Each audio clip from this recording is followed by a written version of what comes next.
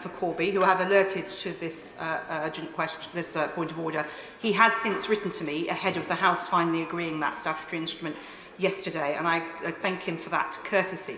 However, this is not the first time that I have been in a statutory instrument where ministers have been unable to answer questions, and in this case it was off the back of a detailed impact assessment by the Home Office, but in other occasions it's been quite basic information that ministers have been unable to supply answers to. And I wanted to raise the matter with you, Madam Deputy Speaker, because it seems to me that this is an inadequate and inopportune way for the House to operate. We are there to scrutinise the legislation of the government of the day, and we are hampered in doing this if ministers are unable to give us answers and instead promise to variously write to us or tell us at a later stage about the matter, or sometimes even brush off the questions. And I wonder if, Madam Deputy Speaker, if you would like to say anything about this matter.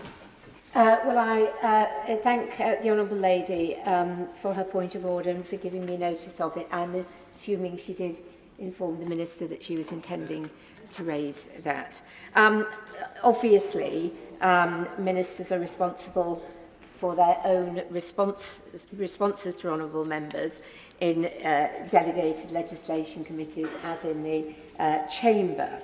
I note that the Honourable Lady said that the Minister did her the courtesy of writing to her after the event, but obviously I think we would all believe, and certainly my view, if ministers had all the relevant information to hand when they are responding to a debate.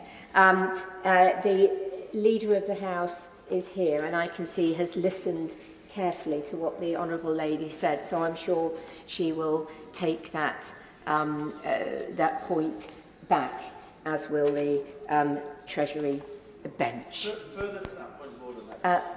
Further to that point of order, Kevin Brennan. Deputy Speaker, I can say that this isn't an isolated incident in statutory instruments committees, but surely it isn't good enough, because the ministers who are answering questions about the impact assessments have actually signed the impact assessment and dated it to say that they are responsible and fully aware and signing off its contents. So the idea that they don't know what's in it is an extremely troubling revelation if ministers are signing off impact assessments on statutory instruments and presenting them to committees and then not knowing the contents of those impact assessments. Well, I note the point the Honourable Gentleman was made. Again, I would say it really is up to individual ministers. From the chair, we can't sort of give them a test before they answer a statutory instrument. But I feel that the Leader of the House is indicating that she might like to make a quick response. I will, Madam Deputy Speaker. We do take these matters very seriously, and I shall make sure that the points that honourable members have raised are brought to the attention, particularly of the departments that have been mentioned. I would just say that a large amount of work has been done by the Committee on Statutory Instruments to look at how we improve these processes, look at the quality of impact assessments and so forth. And there's a large training programme that goes on in departments. My noble Lord True and I have also undertaken sessions with SI ministers in terms of training and improving the quality of what is brought forward to enable this House to properly scrutinise legislation going forward.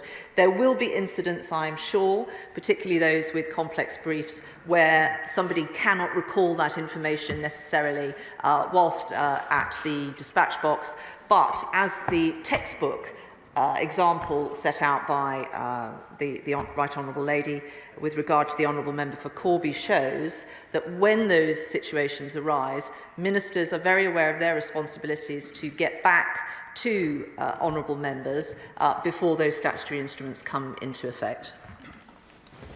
Well, I think that's a very helpful intervention from the Leader of the House, but I'm sure that if she's outlined the programme that is in train, and I'm sure that honourable members and right honourable members will keep their beady eyes on the situation and ensure that ministers are as well prepared as possible.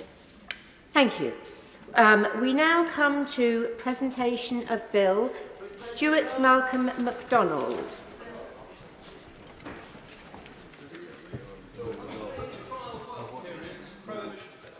Second reading what day? Friday the 15th of March. Friday the 15th of March. Thank you.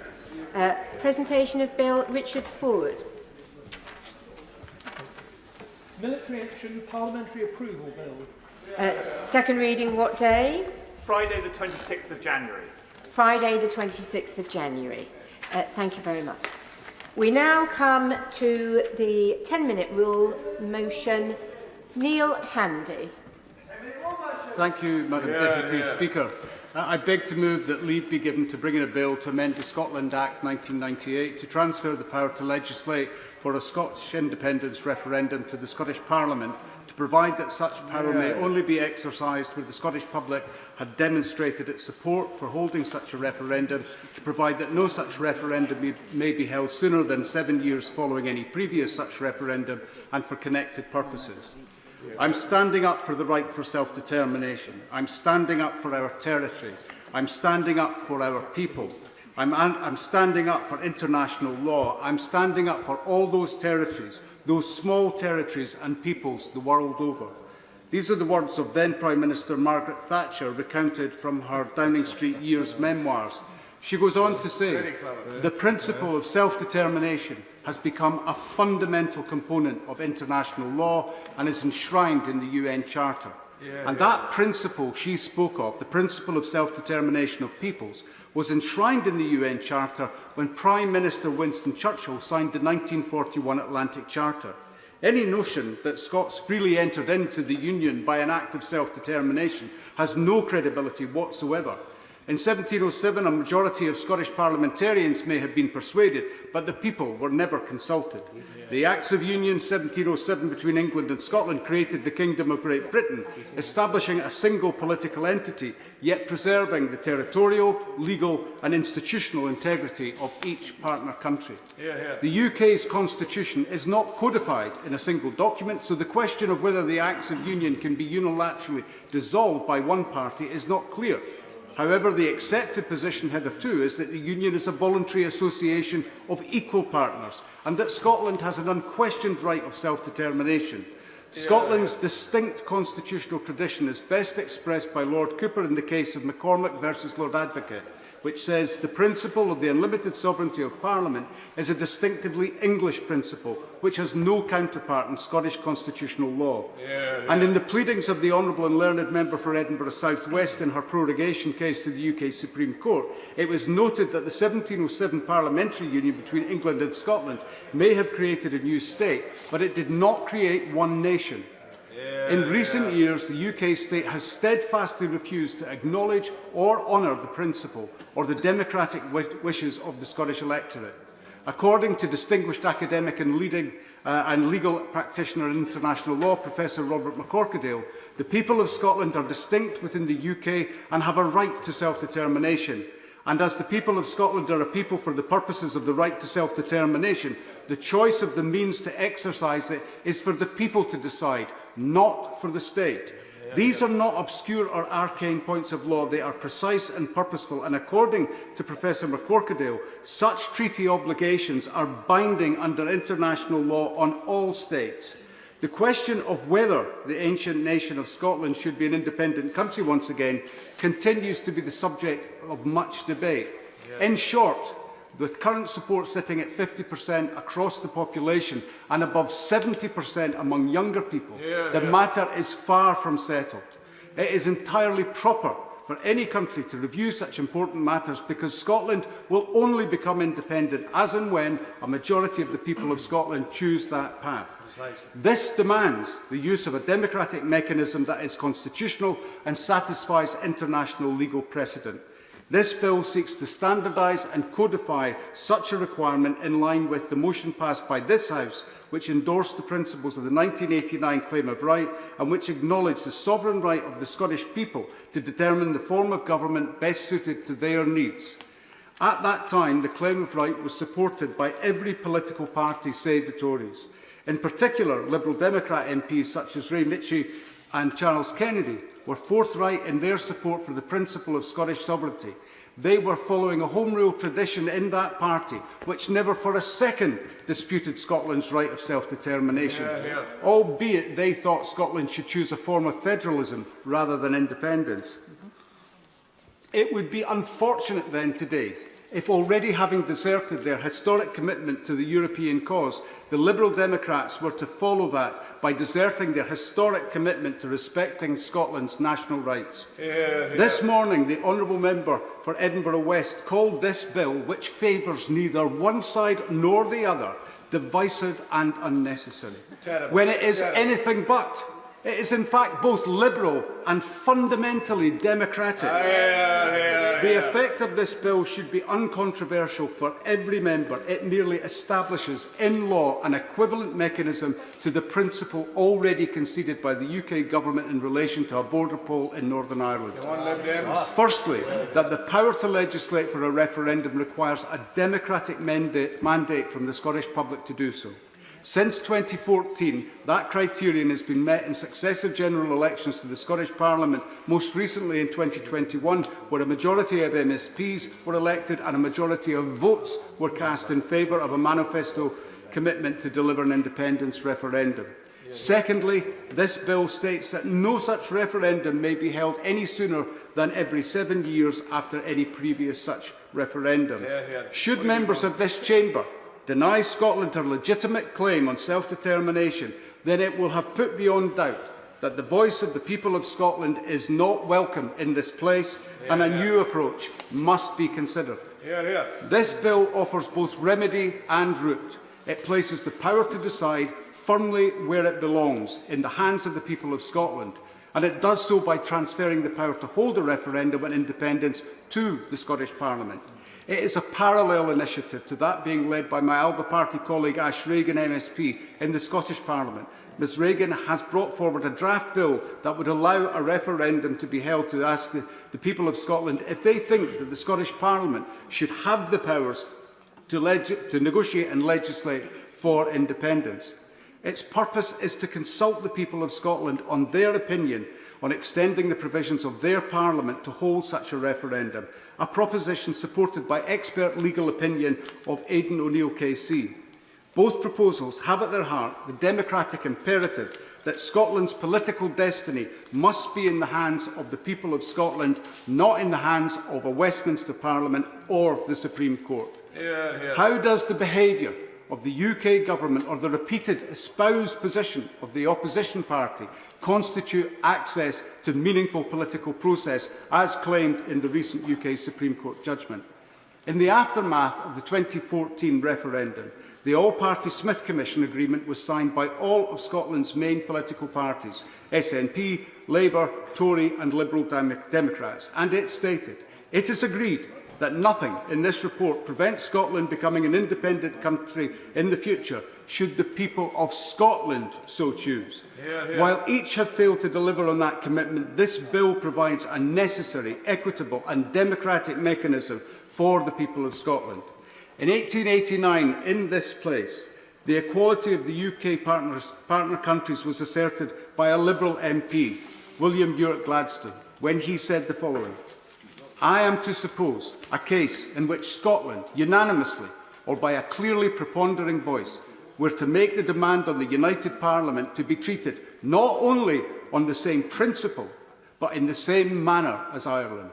I could not deny the title of Scotland to urge such a claim." Good old Gladstone. John Major, when Prime Minister, said of Scotland, "No nation could be held irrevocably in a union against its will."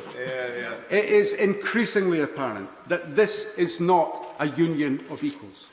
The UK is willfully subverting the will of the people of Scotland by denying them their established human rights as enshrined in the UN Charter and international treaty obligations, which the UK state entered into freely. At the opening of my speech, I cited the words of Lady Thatcher, but she went further. The Scots, being a historic nation with a proud past, have an undoubted right to national self-determination. Should they determine on independence, no English party or politician would stand in their way, however much we might regret their departure. Whether I like it or loathe it, we are in this union, and I hold that it is incumbent on every MP elected on an independence ticket to explore every option with courage and conviction. Today, this chamber faces a choice. Affirm that this is a voluntary union of equals, or tell the world that Scotland is a mere possession to do with as you wish. This bill is a necessary condition for securing Scottish democracy, and I commend it to the House. Yeah. I call Christine Jardine to speak for no more than 10 minutes in opposition to the motion. Thank you, Madam Deputy Speaker. And can I congratulate the Honourable Member for Kirkcaldy and Cowdenbeath on securing this debate, this motion, but also on his knowledge of Liberal political history. I have to confess, though, that my overwhelming emotion, my overwhelming sentiment on hearing of this debate was, oh, not again. Surely this has been settled not just by the Supreme Court ruling, but the repeated occasions on which the people of Scotland, myself included, other MPs here, the electorates of several constituencies, and the majority of people at the last general election and in the referendum made it clear that no, we cannot be held in a union against our will. But our will is to stay. So here we are.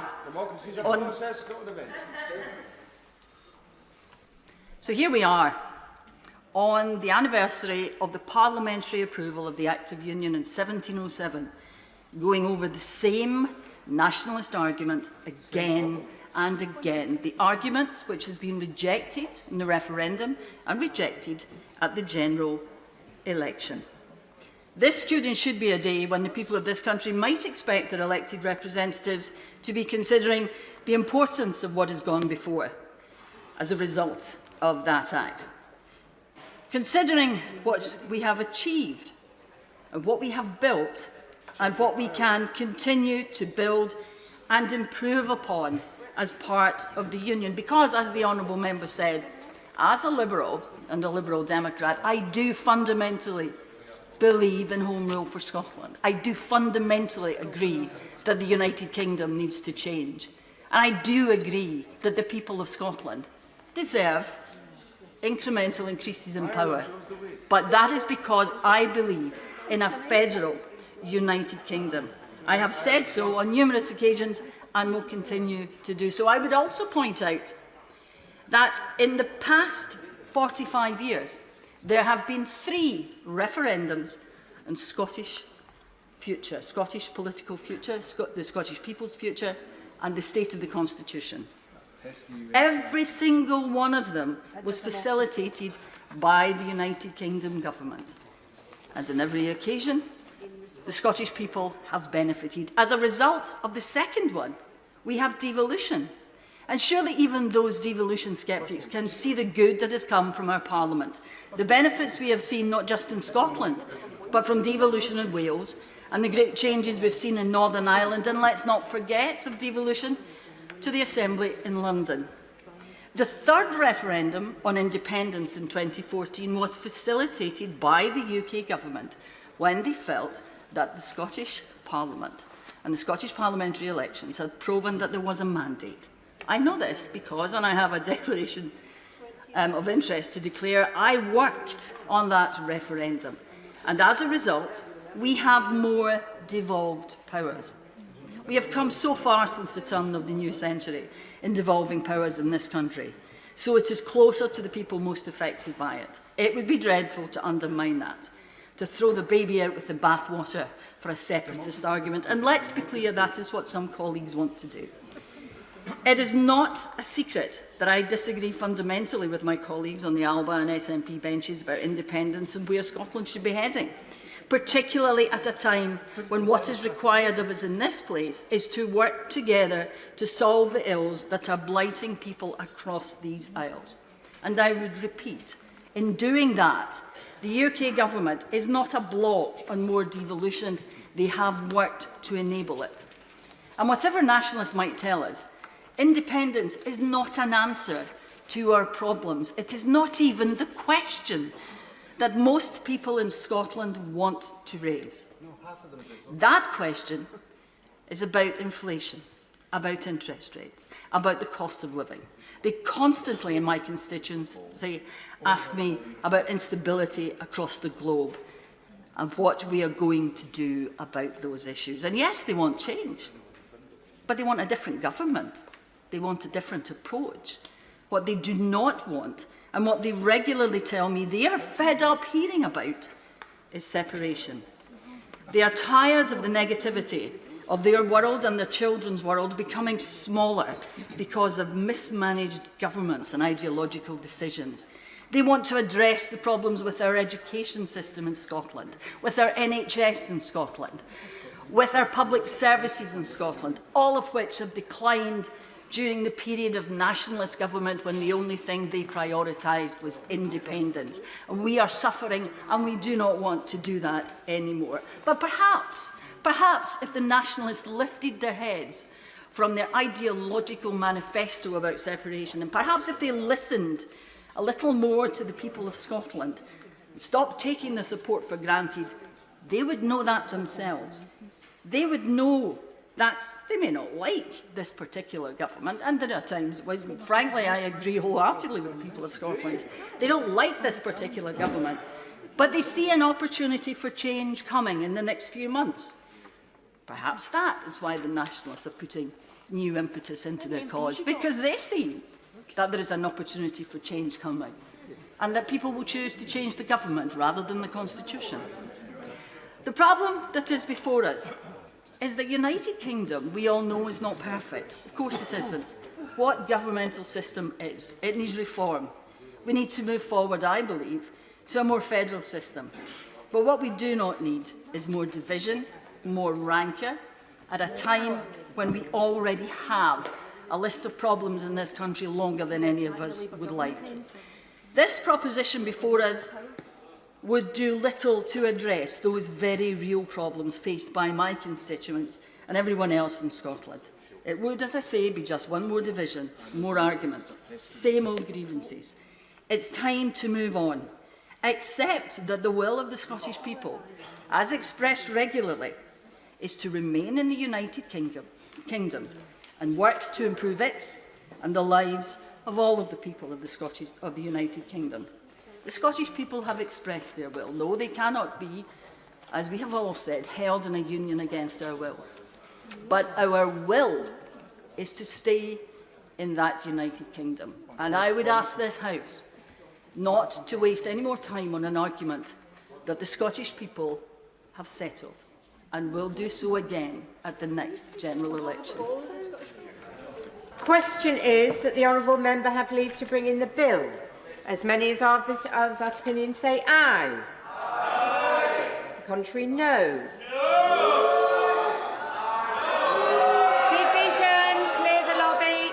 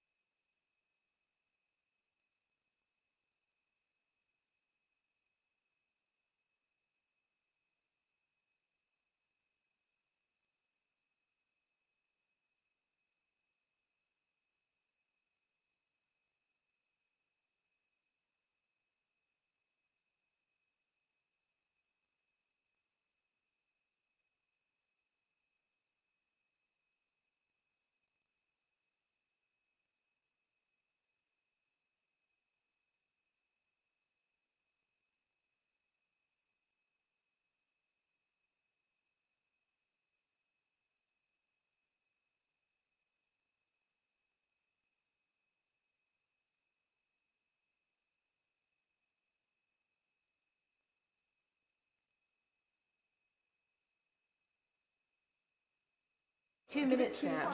There's tellers. Yes. If they're not putting in tellers, the division's off. Yeah, they're over there.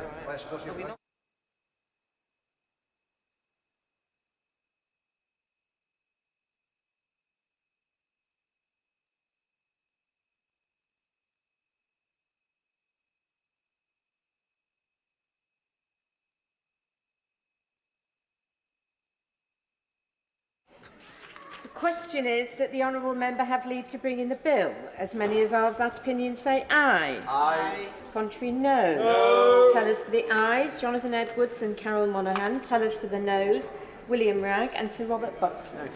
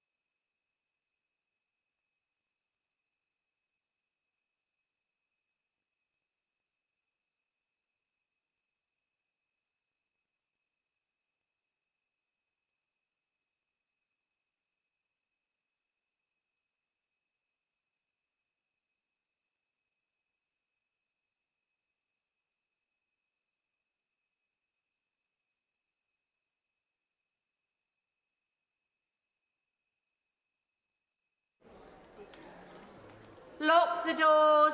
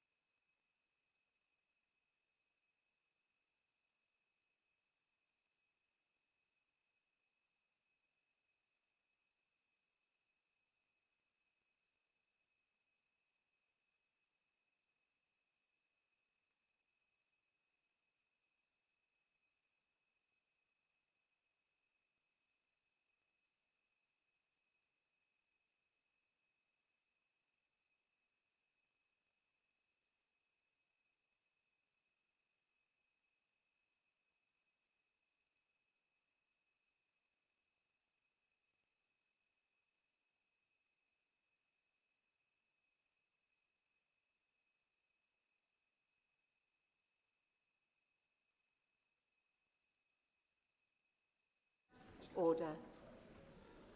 The ayes to the right, 48. The noes to the left, 228.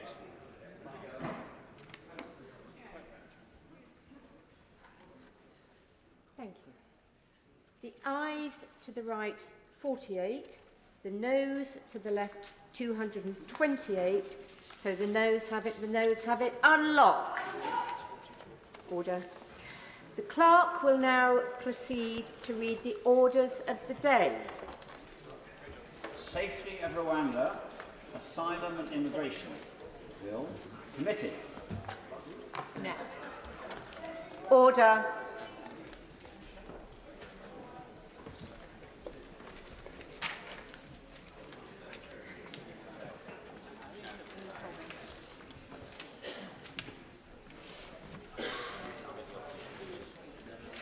Order.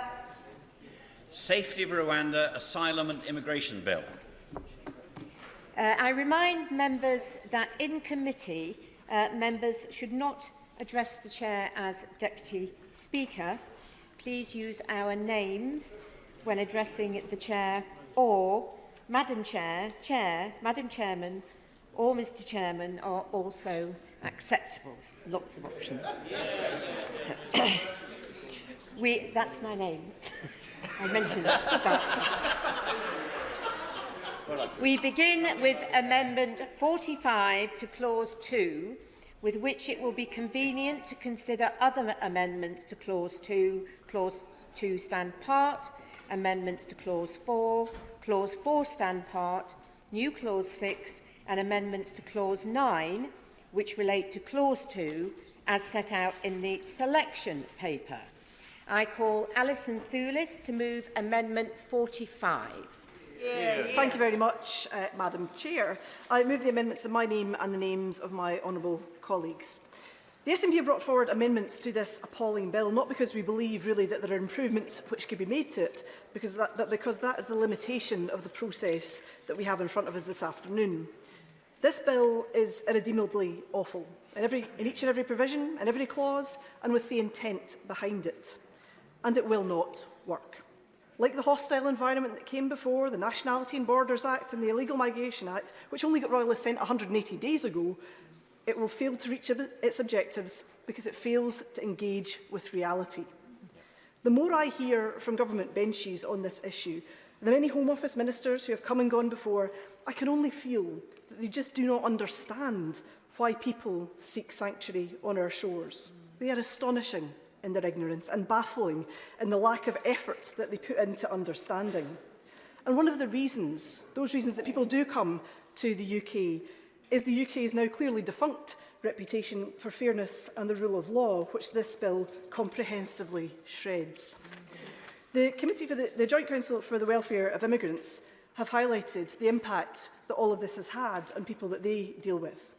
They have mentioned a Kurdish client who fled Iran under a death sentence by the Iranian government. On arriving in the UK, he was issued a removal notice to Rwanda.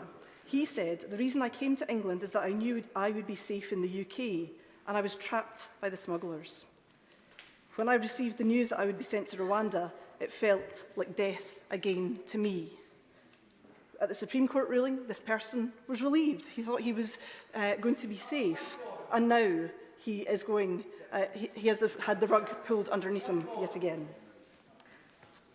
Point of order.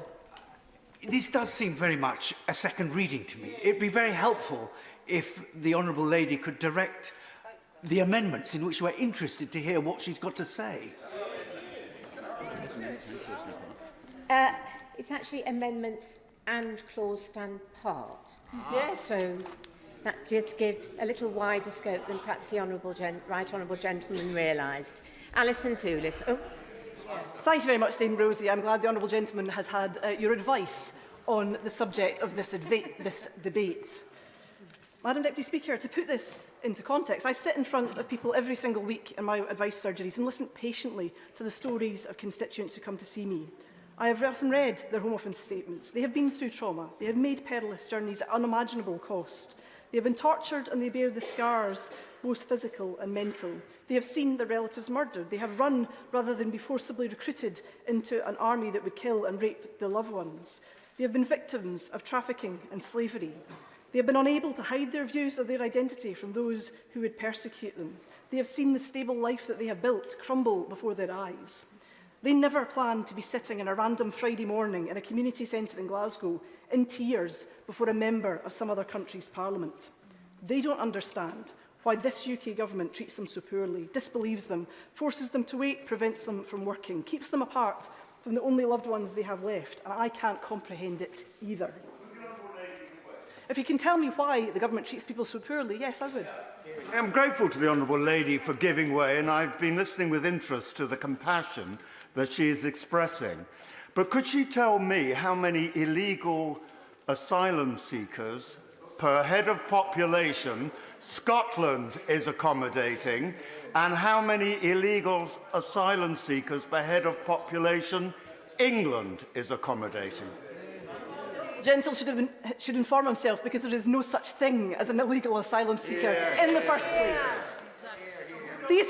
He can sit down, he's made his point. These fellow human beings from Afghanistan, from Syria, from Yemen, from Libya, from Iran, from Iraq, from Ethiopia, from Eritrea, from Sudan, from China, from the DRC, from Cameroon, Tamils from Sri Lanka, Ahmadiyas from Pakistan, all of these and more have given me just the tiniest of insights into their lives. It is a privilege to know them and to help them as much as I can as their MP. Glasgow is home to many different nationalities, and it gives me great pleasure to attend community events and celebrate the diversity that enriches us, to learn to dance the Atan Swain, to teach Afghan Scots in return to do the Gay Gordons and the Dashing White Sergeant, to be called up to sing very badly alongside the wonderful Mary Hill Integration Network Joyous Choir, to share the most delicious food from Africa Alba and Africa Future, to play football as badly as I sing in the refugee football tournament that is held every year in Scotland, organised by Councillor Abdul Bastani. I don't want to try your patience, but Clause 2 is about the safety of Rwanda, and this has nothing to do with that at all. Thank the Honourable Gentleman for his point of order. He can leave it with me, honestly. And I do think it's rather discourteous to keep disrupting the debate. I will keep a close eye, I can assure him, and if the Honourable Lady veers off track, I will make sure she gets back on track. But can we just not have the debate disrupted constantly like this? Alison Toulis. Thank you, Madam Deputy Speaker. And perhaps if you would like to come along to listen to Olivia Ndoti and the women at the Women's Integration Network in Glasgow, maybe he'll hear from people from Rwanda, because this government grants asylum to people from Rwanda, because that country is not safe. I don't believe that anyone who supports this awful bill can do so knowing the people it will affect. To lay out in such cruel terms that they would remove the rights of our fellow human beings because all they did was seek sanctuary and safety. It undermines our obligations under international law and in the need for individualised protection guaranteed, for example, under the Anti-Trafficking Convention. That this government seeks to declare a country safe by legislating for it to be so is an absolute affront. Our Amendment 48 simply seeks to change safe to unsafe, because for every decision maker to be forced to declare any country safe, regardless of the facts in front of them, regardless of their own knowledge, regardless of circumstance, flies in the face of the justice and the rights that the UK is supposed to stand for. It is illogical. Amnesty has called this treating fact as false. Amendment 45 in particular. That amendment, as she's just said, would permanently in this legislation designate Rwanda as an unsafe country. And she's just complained about having to designate decision makers the other way. So, one, what is the difference? Secondly, isn't that offensive to Rwanda? Thirdly, isn't that worrying to the 100+ refugees from Libya who the UN recently settled in Rwanda? And under what circumstances would she then agree to legislation which recognise Rwanda, again, as a safe country? I believe it's fundamentally unwise to recognise countries as safe in perpetuity, because things are unsafe. This amendment highlights the illogicality of this bill. Neither of these things should be legislated upon at all. And to make the point around the Libyans that are being transited through Rwanda, they're not settling in Rwanda, they're being transited through Rwanda to other countries like Canada, for example. I want to make some progress. I know that he will want to contribute later on, and I want to touch on what the UNHCR have said about this. They have reviewed the updated UK-Rwanda scheme, and they say, and I quote, "It maintains its position that the arrangement as now articulated in the UK-Rwanda Partnership Treaty and accompanying legislative scheme does not meet the required standards relating to the legality and appropriateness of the transfer of asylum seekers and is not compatible. It is not compatible with international refugee law." Equally, this bill does not have any kind of sunset clause. It doesn't have a set of circumstances by which it can acknowledge a change in the situation in Rwanda. This is foolhardy and it is bad legislation. The clauses which talk about mere monitoring of this situation do not go far enough, and it's a prime example of the incompetence of this legislation and how it cannot really be made to work. There has been ongoing tension, for example, with the neighbouring Democratic Republic of Congo, where recently elected President Tshisekedi has been quoted in relation to Rwandan-backed M23 rebels, saying, "If you re-elect me and Rwanda persists, I will request the Parliament and Congress to authorise a declaration of war. We will march on Kigali. Tell Kagame those days of playing games with Congolese leaders are over." So I ask members opposite, what happens to their precious treaty and to this legislation should this situation escalate? None of us want to see that, but it could happen. What would happen, more importantly, to anybody that the Home Secretary had sent to Rwanda in the interim to this unsafe situation? They would not be able to bring them back. They would be stuck in a situation of conflict. It is beyond me how members opposite and former ministers, members of the legal profession, could sign up to amendments shredding the rule of law and human rights. Our amendments 46, 47, 48, 49 and 50 are an attempt at the very minimum reinstate the powers of our courts and tribunals to do their work. They are the people qualified to make these decisions and do so, for the most part, with great diligence. Their services are stretched and there's much more that could be improved were the UK government not chucking away hundreds of millions of pounds at distractions that the legislation they bring here today. They have also recently published their consultation response on safe and legal routes following the Illegal Migration Act, and it offers nothing. It offers no change whatsoever, no safe and legal routes that are new and would help to resolve the situation. The Refugee Council have presented a credible alternative to this, and the Minister could not be less interested. Madam Chair, I honestly don't know what to say about the amendments of the former Minister, the member for Newark, and his cabal. It sickens me that they would treat people this way. Surely the only way in their minds that they can justify treating asylum seekers this way is that they consider them to be less, that they do not matter and they can therefore be shipped off as if they were some kind of inconvenient waste, stirring up fear and hatred of people who only came here to ask for our protection. This is real lives, not some political game. And for the focus in the Tory psychodramas and the benches opposite, this is real people and real people's lives. On these benches, we say that they are humans just like us. Shame on all of them. Madam Chair, I would like to have seen much more from the Labour Party in opposing this vile legislation. They concern themselves today simply with an amendment around the risk of refoulement, not the tawdry practice in itself of offshoring asylum seekers. Labour's new Clause 6 merely seeks to monitor this shoddy deal, not to dismantle it.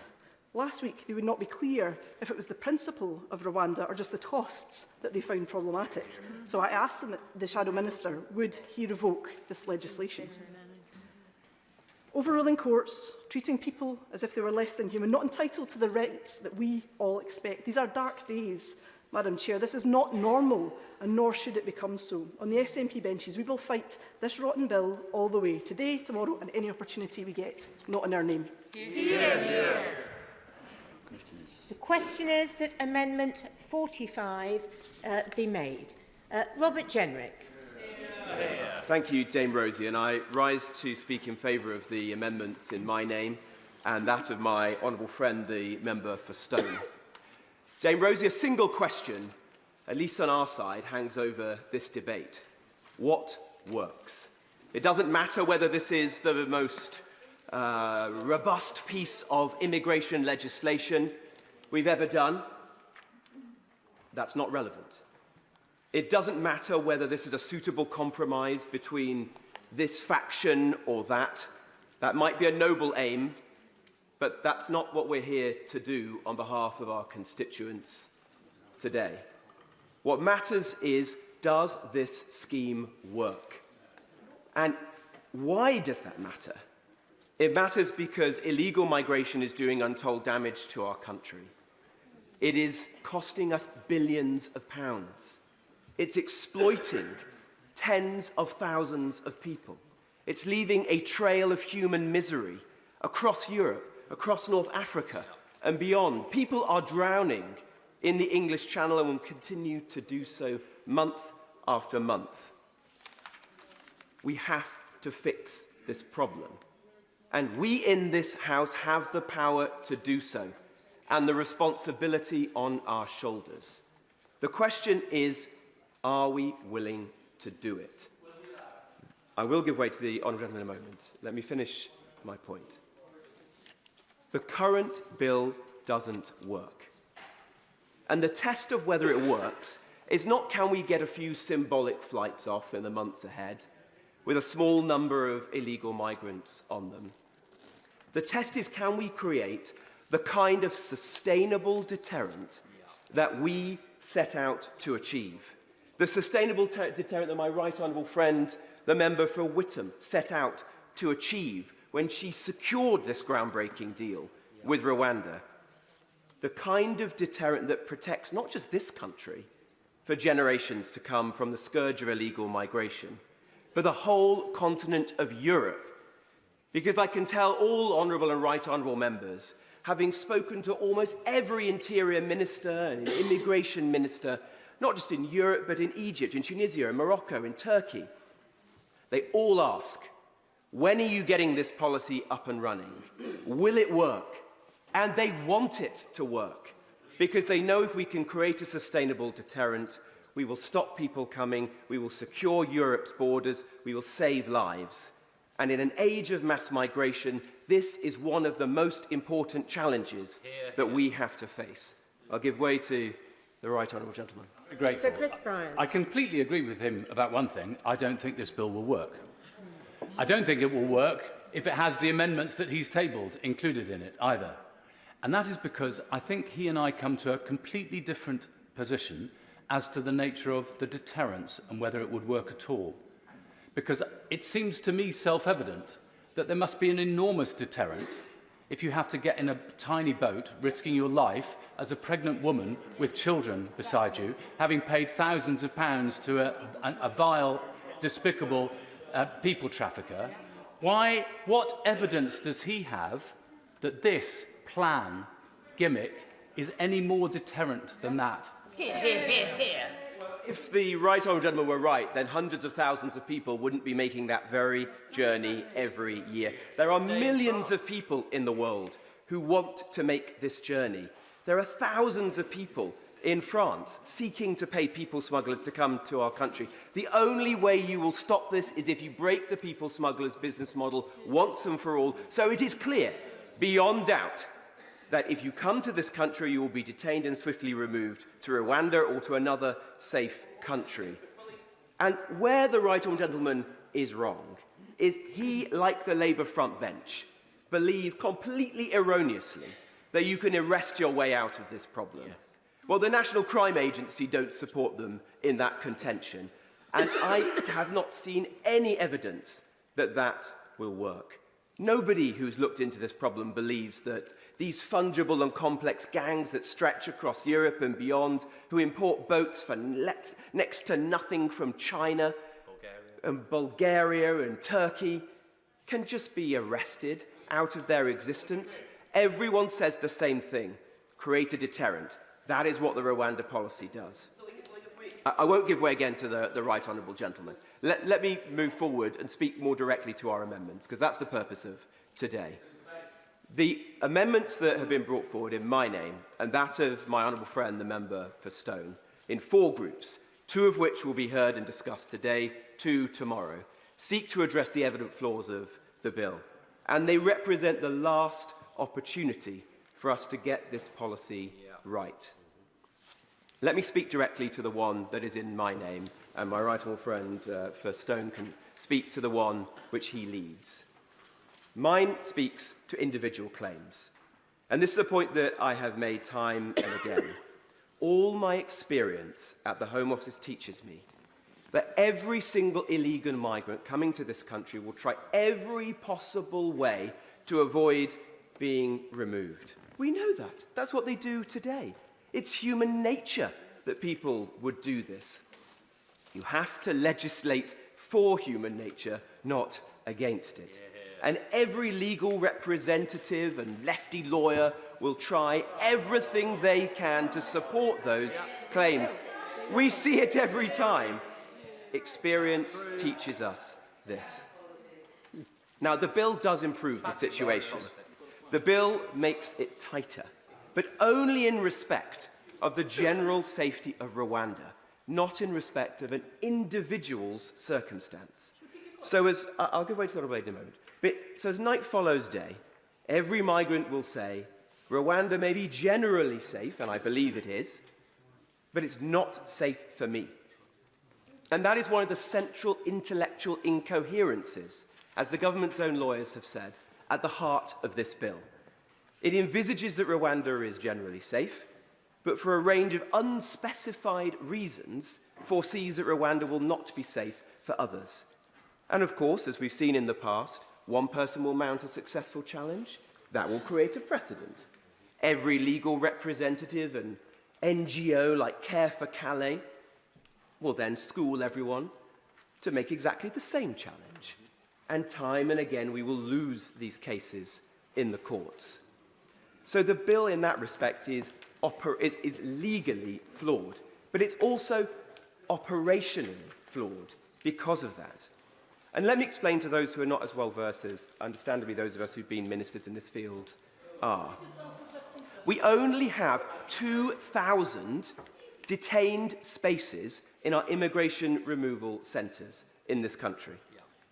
On a single day in August, 1,200 people arrived illegally on our shores.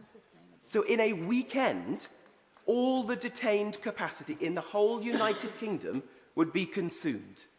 So when you're considering whether this bill works or not, see it through that lens. We have to get people out of the country within days, not months. And the operational plan behind this bill foresees that people will take months to be removed from the country.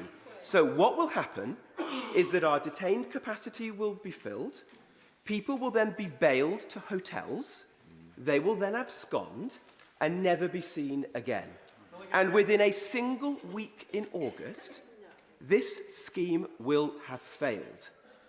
Now, that matters for the country, of course it matters for the government, it matters for trust in politics and Westminster, because we will have told people it was going to work, knowing that it will not work, and it matters for all those other European countries who want this scheme to succeed, to protect our borders.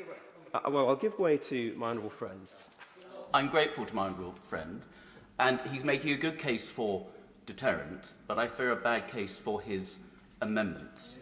As the Home Affairs Select Committee found out, when the Rwanda scheme was announced, there was a big surge of people in Calais trying to regularise their status in France because they didn't want to risk being sent to Rwanda. So deterrents do work. But does he not acknowledge, he's just said this is the last opportunity to get this right, that there is a very large chance that his amendments would make this bill unworkable, not least in the eyes of the Rwandan government, in which case we have no deterrence, so therefore what is the alternative then?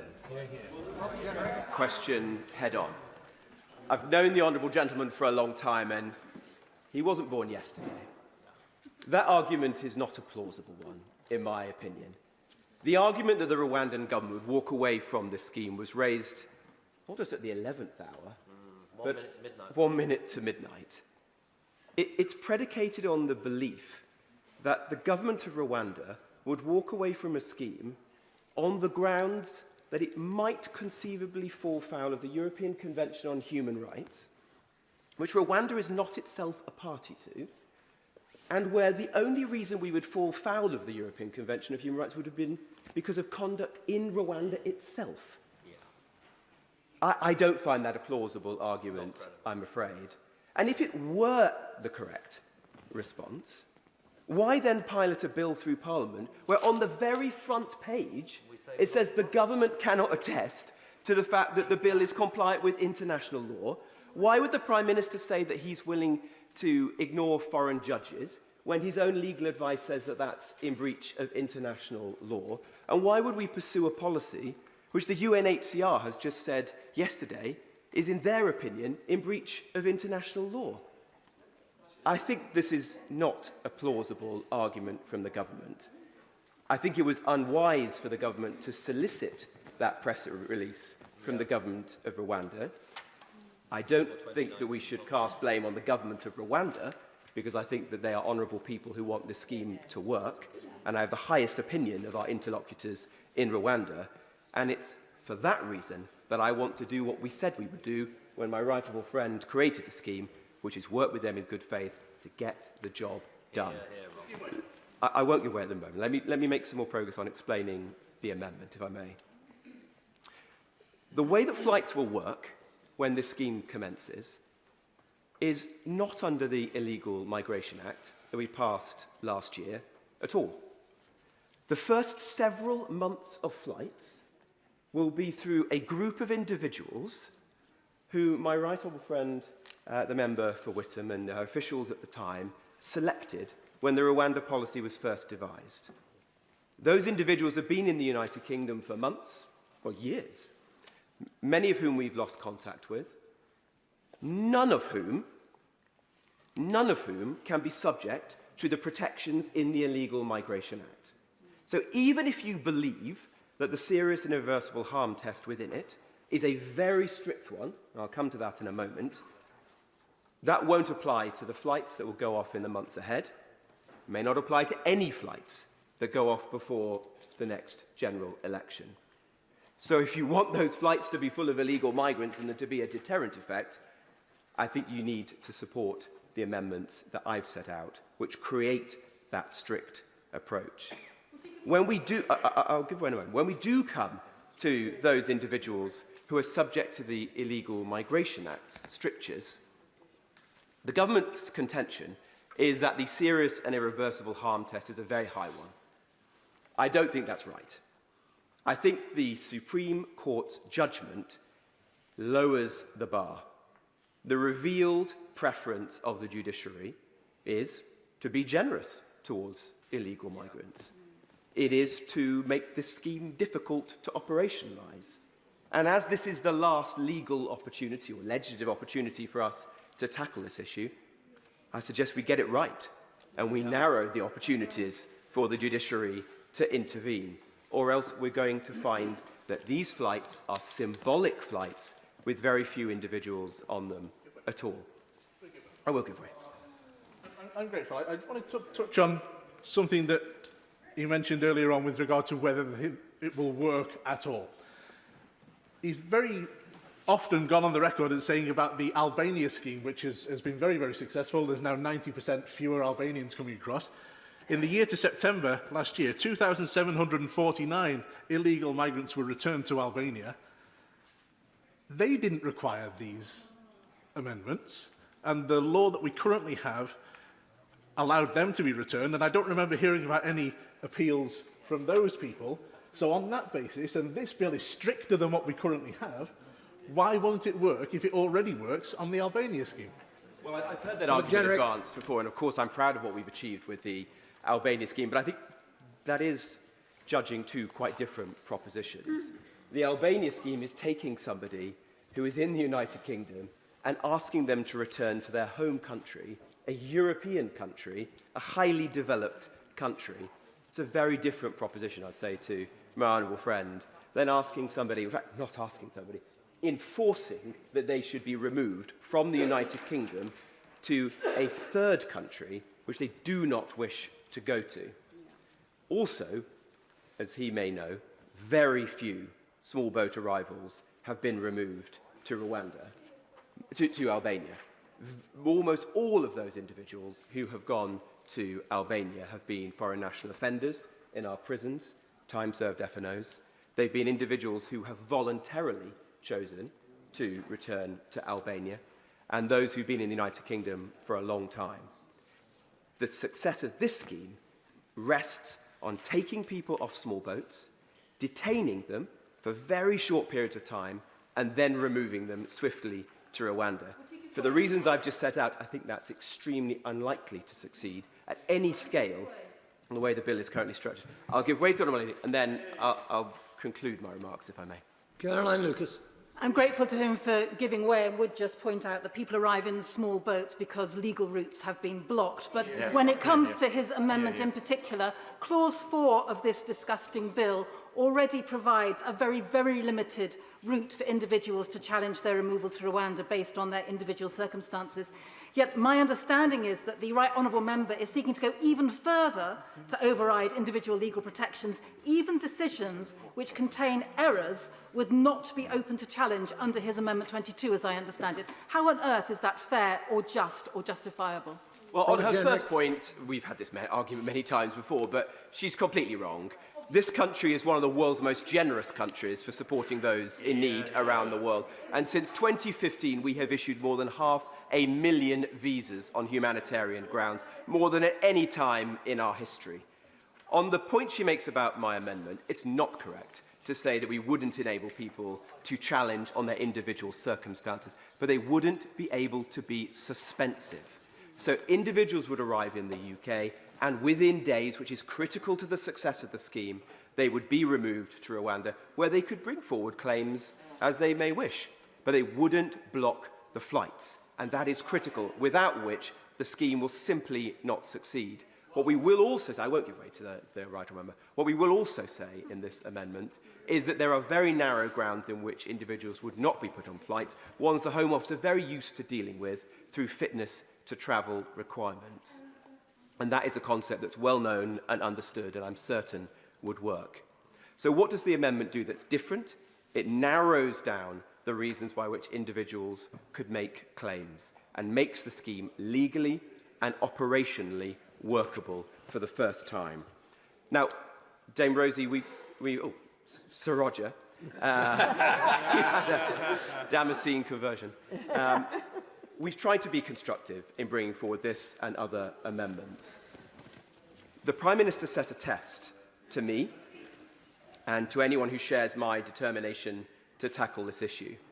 And that was as follows, that he would accept any amendment, whether it strengthened this bill, if there were respectable legal arguments in international law in their favour. Now, we can argue about whether that test is the right one.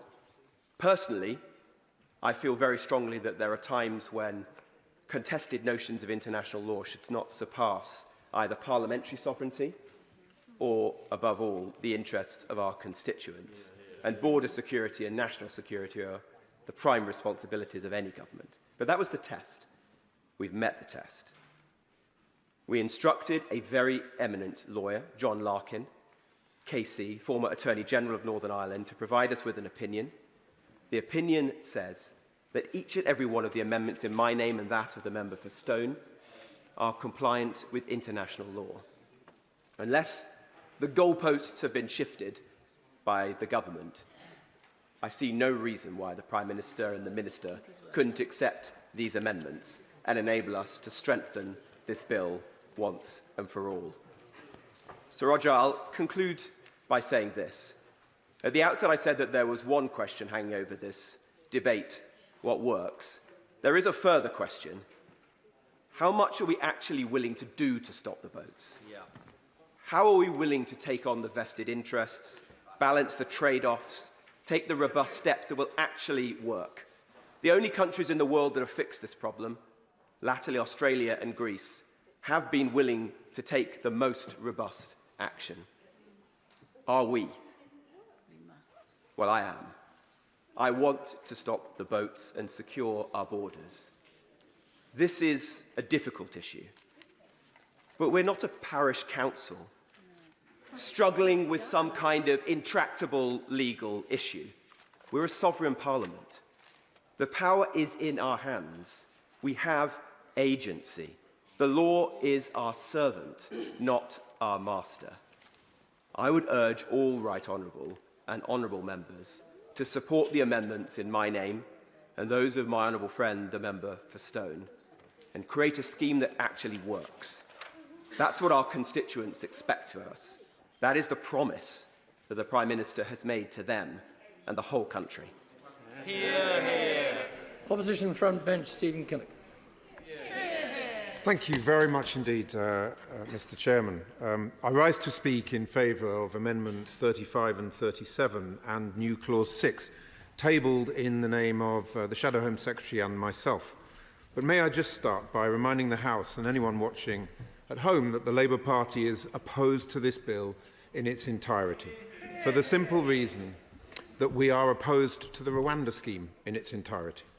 We have been absolutely clear that we need to stop the Conservative small boats chaos, and we need to fix our broken asylum system. But those aims can only be achieved by way of measures that are based on common sense, hard graft and international cooperation, as opposed to headline chasing and government by gimmick from the benches opposite. Now, the benches opposite like to accuse us of opposing everything that the government is doing to stop the Tory small boats chaos, but that is simply not the case. We on these benches fully support measures such as the deal with Albania, because that is the sort of sensible, pragmatic action that can make a tangible difference. And we've repeatedly made our support for this course of action crystal clear, if only the benches opposite would care to listen. But the Labour Party will never support any proposal that is unaffordable, unworkable or unlawful. And Mr. Chairman, I will goodbye. Honourable friend for giving way, and would he agree with me that the government is being extremely neglectful with the public purse by throwing money at the Rwanda scheme that simply will not work? Well, my honourable friend is absolutely right. It's quite remarkable that a party that used to pride itself on being the party of fiscal rectitude is throwing £400 million of taxpayers' money at the government of Rwanda for precisely nothing. The only thing they've got so far is they've sent 3 Home Secretaries to Rwanda, but not a single asylum seeker.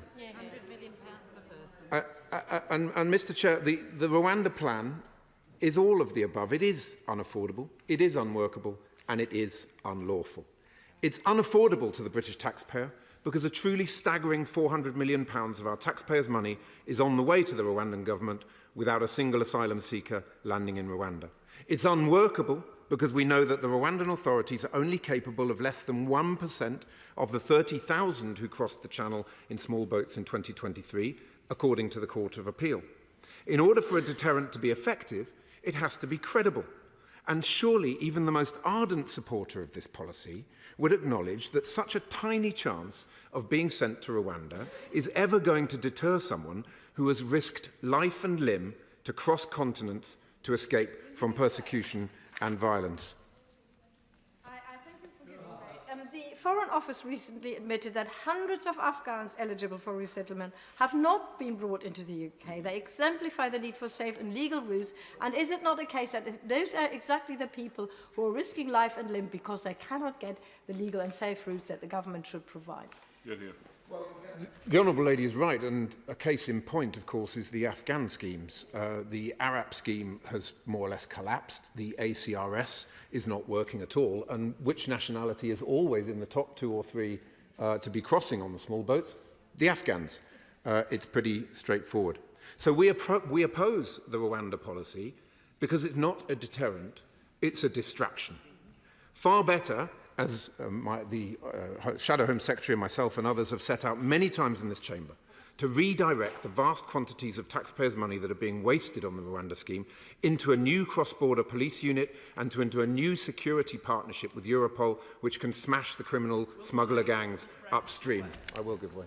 I'm very grateful. I think he's making a really important point about how we need to be cooperating much more intensively with the law enforcement agencies across Europe. The brutal fact is this: these gangs are putting people into boats that were made for rivers, not sea, in treacherous conditions. I mean, who in their right mind would go in one of those dinghies in the English Channel right now? But people are being forced to do that by these gangs. We need to smash the gangs, and we can only do that by working with our colleagues across Europe to make sure that we bring this to an end. My honourable friend is absolutely right, and if we accept that international cooperation with our European partners and allies has to be at the heart of the dealing with the gangs, as he so eloquently sets out, the possibility of that cooperation is fundamentally undermined when we have a government that is flagrantly prepared to break international law, which should underpin the trust that is a prerequisite for all of this cooperation to happen. So this cooperation based on joint working and intelligence sharing with our partners and allies is only possible if Britain is deemed to be a trustworthy partner. And that brings me to the third reason for us opposing the legislation that's before us today and for opposing the amendments that have been tabled by so many on the benches opposite. Because, Mr. Chair, we find ourselves in an utterly extraordinary position. We find ourselves debating a government policy which has been found to be unlawful by the highest court in our land. Amendment 35, which I'll come to shortly, reflects that very fact. And we find ourselves confronted by a government that is seeking to legislate for an alternative reality. Because whilst ministers appear to believe that they can pass a bill which determines that the sky is green and the grass is blue, that does not make it so. I will give way. Has it escaped the honourable gentleman's notice that there was one claim that was dismissed by the Supreme Court judgment on Rwanda, and that was in Iraqi, the case of ASM. And the reason for it is very simple, and the court made this crystal clear in paragraph 144 of its judgment, that the issue in question was undermined, as far as that claimant was concerned, by clear and unambiguous words in an Act of Parliament. In other words, the sovereignty of Parliament prevailed. I thank the honourable gentleman for his comments, but the point with the sovereignty of Parliament, of course, Parliament is sovereign. And of course, we in this place are sent here to make laws. But we must make those laws with restraint. We must make those laws whilst respecting the judicial function. The separation of powers is fundamental to our identity as a liberal democracy. So whilst he does very often talk about the sovereignty of Parliament, it is absolutely vital that his comments must always be founded on the principle of the checks and balances that the separation of powers gives us. I will give way. Well, Tim, just to tease out a little bit more what Labour policy is on that specific issue that he referred to, is he ruling out any consideration of this House determining to overturn the wrongful convictions of hundreds of sub-postmasters simply because that would be setting a new precedent in the relationship between this House and the courts? Well, that's an interesting one. I didn't have it on my bingo card today to be talking about the sub-postmasters scandal. Look, Parliament is free to legislate in any way that it wishes, but it has to do so taking full recognition of the view of the courts. And I note that a number of eminent legal experts have raised some concerns about the government's proposed approach on the sub-postmasters. We have to see precisely how the detail of that looks, and it is our duty in this Parliament to scrutinise that very carefully and to ensure that we're not setting dangerous precedents. What I would argue is there is no doubt whatsoever that the bill before us today is a deeply dangerous, profoundly dangerous precedent because it seeks to directly overturn the findings of the highest court in our land. And I would argue that that is a toxic approach, Mr. Chair. I'll give way to this. Very grateful to the Shadow Minister for giving way. Has he not seen all the comments and budget lines that this government has put out, stating that it is cooperating extensively and fully with continental countries over trying to crack down on this awful trade which is leading to deaths in these small boats, and that the proof of that is that money is sent to France in order to help them with their tasks, and there is no evidence that they're not cooperating? Thank the honourable gentleman for his comments. The cooperation with France is to be welcomed. The problem with it is it's too far downstream. What we need to see is far better cooperation upstream, which is about sharing data, fixing the issue with the databases.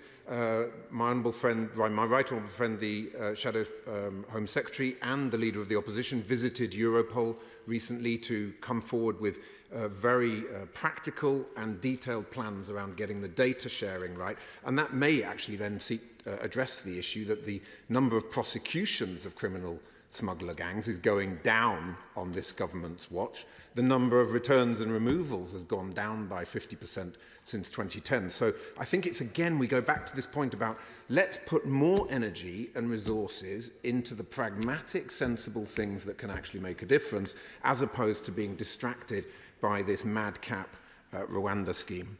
So, Mr. Chair, it's a mark. I will, if I could just make a little bit of progress. Mr. Chair, it is a mark of a liberal democracy that courts are independent of Parliament and the executive. And we on these benches believe passionately that this separation of powers is a fundamental and immutable element of what makes us proud to be British. So we on these benches are not only opposed to the specifics of this bill, Mr. Chair, we are also deeply troubled by what it represents in a broader sense. And I will give way. Christmas period, the Labour front bench anonymously briefed The Times to say that they would want to pursue an offshore processing model. Is that correct, that it is his position and that of the Shadow Home Secretary? And if so, why would they want to do something which is known to be more expensive and less effective because you have to bring everyone back to the United Kingdom one way or another, and so you create no deterrent whatsoever? but one wouldn't want to move forward with a scheme like Rwanda. Well, I thank the former immigration minister for his comments, and I must say I did enjoy opposing him and working with him on some occasions, and I thank him for his comments. What I would say is that if you look at the Ukraine scheme, that is an example of offshore processing. Those applications were processed in Poland before they came to our country. Look at the Hong Kong scheme. There are plenty of ways of doing upstream processing, offshore processing, and to coin a phrase, what matters is what works. And what is absolutely clear is this Rwanda, and it's difficult to imagine any scheme that could be more expensive than this one. But I'm going to make some progress. What I would cite is the view of the Bingham Centre for the Rule of Law and countless other legal experts who have stated that this bill is contrary to the rule of law because it amounts to a legislative usurpation of the judicial function. It is an assault on our country's constitutional conventions, which require the legislature to respect the essence of the judicial function. Moreover, there is a staggering hypocrisy at the heart of this bill when you consider it in the context of the treaty that has been signed with Rwanda. Because the purpose of that treaty is to bind the Rwandan government into respecting the rule of law, and in particular the principle of non-refoulement. But how on earth can ministers hold the Rwandan authorities to account on these matters if they themselves are so blatantly and egregiously failing to practice what they preach? The Honourable Gentleman, it is a little disingenuous to liken the Ukrainian scheme. The only criteria for the Ukrainian scheme is you had to be Ukrainian and come from Ukraine. He just mentioned enforcement, and he said that it had gone down.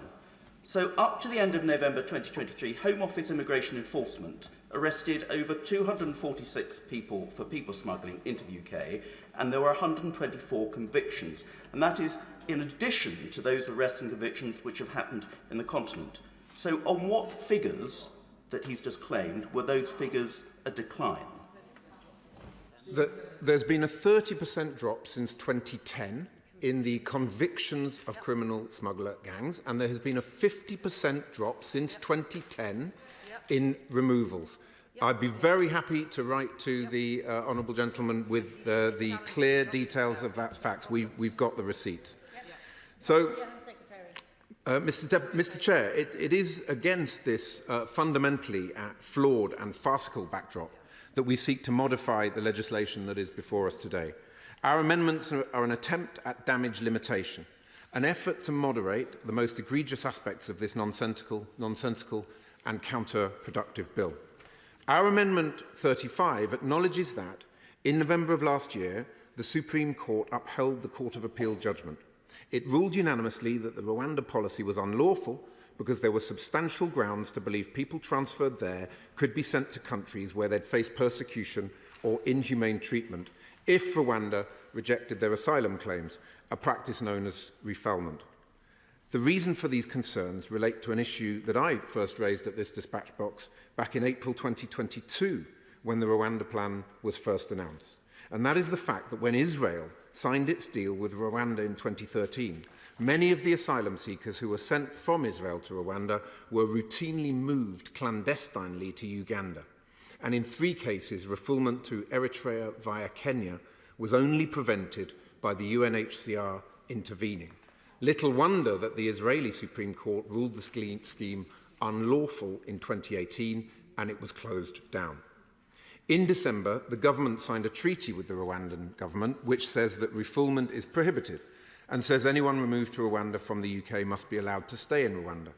Indeed, the only country to which people can be transferred from Rwanda is the UK, which under the deal must also accept some of Rwanda's most vulnerable refugees and offenders sent back from the country. This fact in itself tells a story, Mr. Chair. The fact that the UK government and the Rwandan government have agreed that Britain might need to take some Rwandan refugees is a stark admission of the fact that Rwanda is not a safe country for many people. Indeed, since the first £120 million payment by the British government to Rwanda, 6 Rwandans have been granted safety and refuge in the UK. And then there is the tragic fact that ministers are simply too afraid to address that in 2018, 12 Congolese refugees were shot dead by Rwandan police for protesting against food shortages. Mr. Chair, our Amendment 35 therefore permits British courts and tribunals to recognise and deal with the specific risks of refoulement associated with Rwanda by removing the relevant text in Clause 2 of this bill. Likewise, our Amendment 37 makes it clear that decision makers must be able to take the risk of refoulement into consideration when processing asylum claims. The bill designates Rwanda as a safe country and therefore makes clear that every decision maker must conclusively treat the Republic of Rwanda as such. It states that the bill does not permit a decision maker to consider any matter, claim or complaint to the extent that it relates to the issue of whether the Republic of Rwanda will or may remove or send the person in question to another state in contravention of any of its international obligations, including in particular its obligations under the Refugee Convention.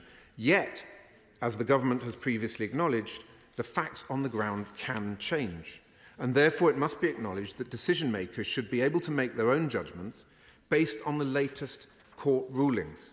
So we see no reason not to let decision makers do their jobs and make decisions based on all the knowledge available to them as the situation evolves, as opposed to the frankly absurd idea that Rwanda can be defined as safe in perpetuity.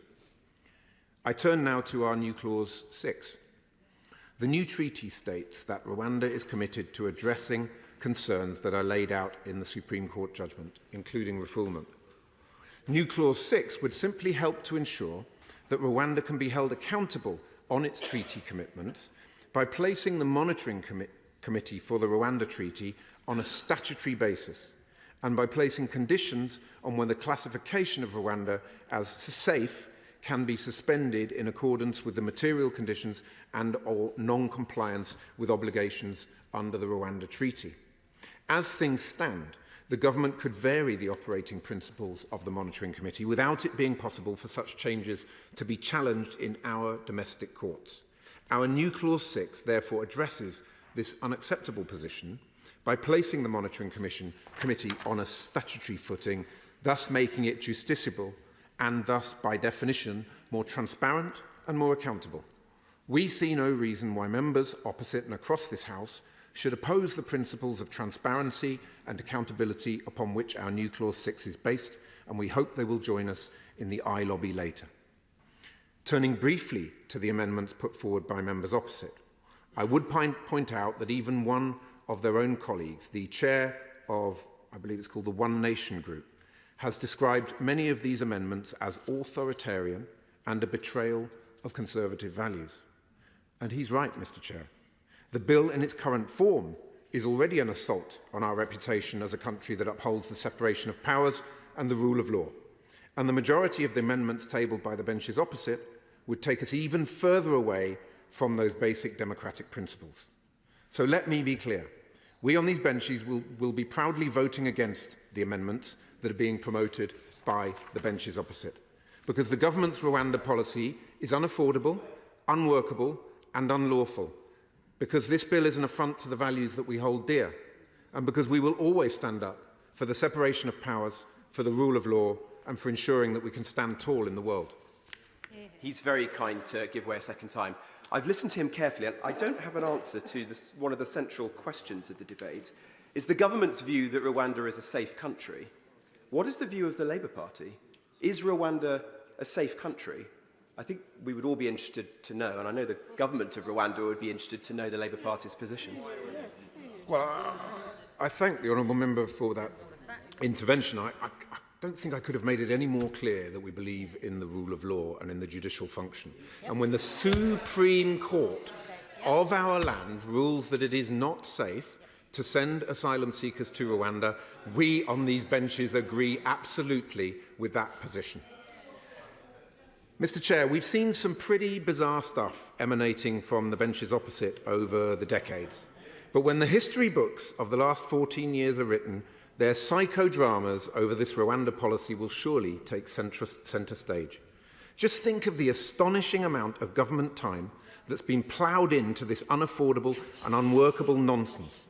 when ministers and officials could have been focused on the design and delivery of the sort of sensible, practical measures that I mentioned earlier. And just think of the vast amounts of political capital that the Prime Minister has squandered on a policy that he doesn't actually believe in, and that his Home Secretary has privately poo-pooed, if you'll pardon the pun, Mr. Chair, and that has left his leadership in tatters. The legislation before us is a sham. But in the interest of damage limitation, I urge members to get behind Labour's amendments today. And of course, most crucially, I urge members to vote down this bill at third reading and get behind Labour's plan to deliver the security partnership, the cross-border police unit that will smash these criminal gangs and defeat the people smugglers and will stop the Tory boat chaos once and for all. Sir William Cash. Mr. Chairman, we want the bill to succeed. We want it to work, and we want to do what our voters want. But at present, it does not. Clause 2, as it stands, does not work, and that is why I shall put my Amendment 10 to a vote, supported as it is by well over 60 members of Parliament.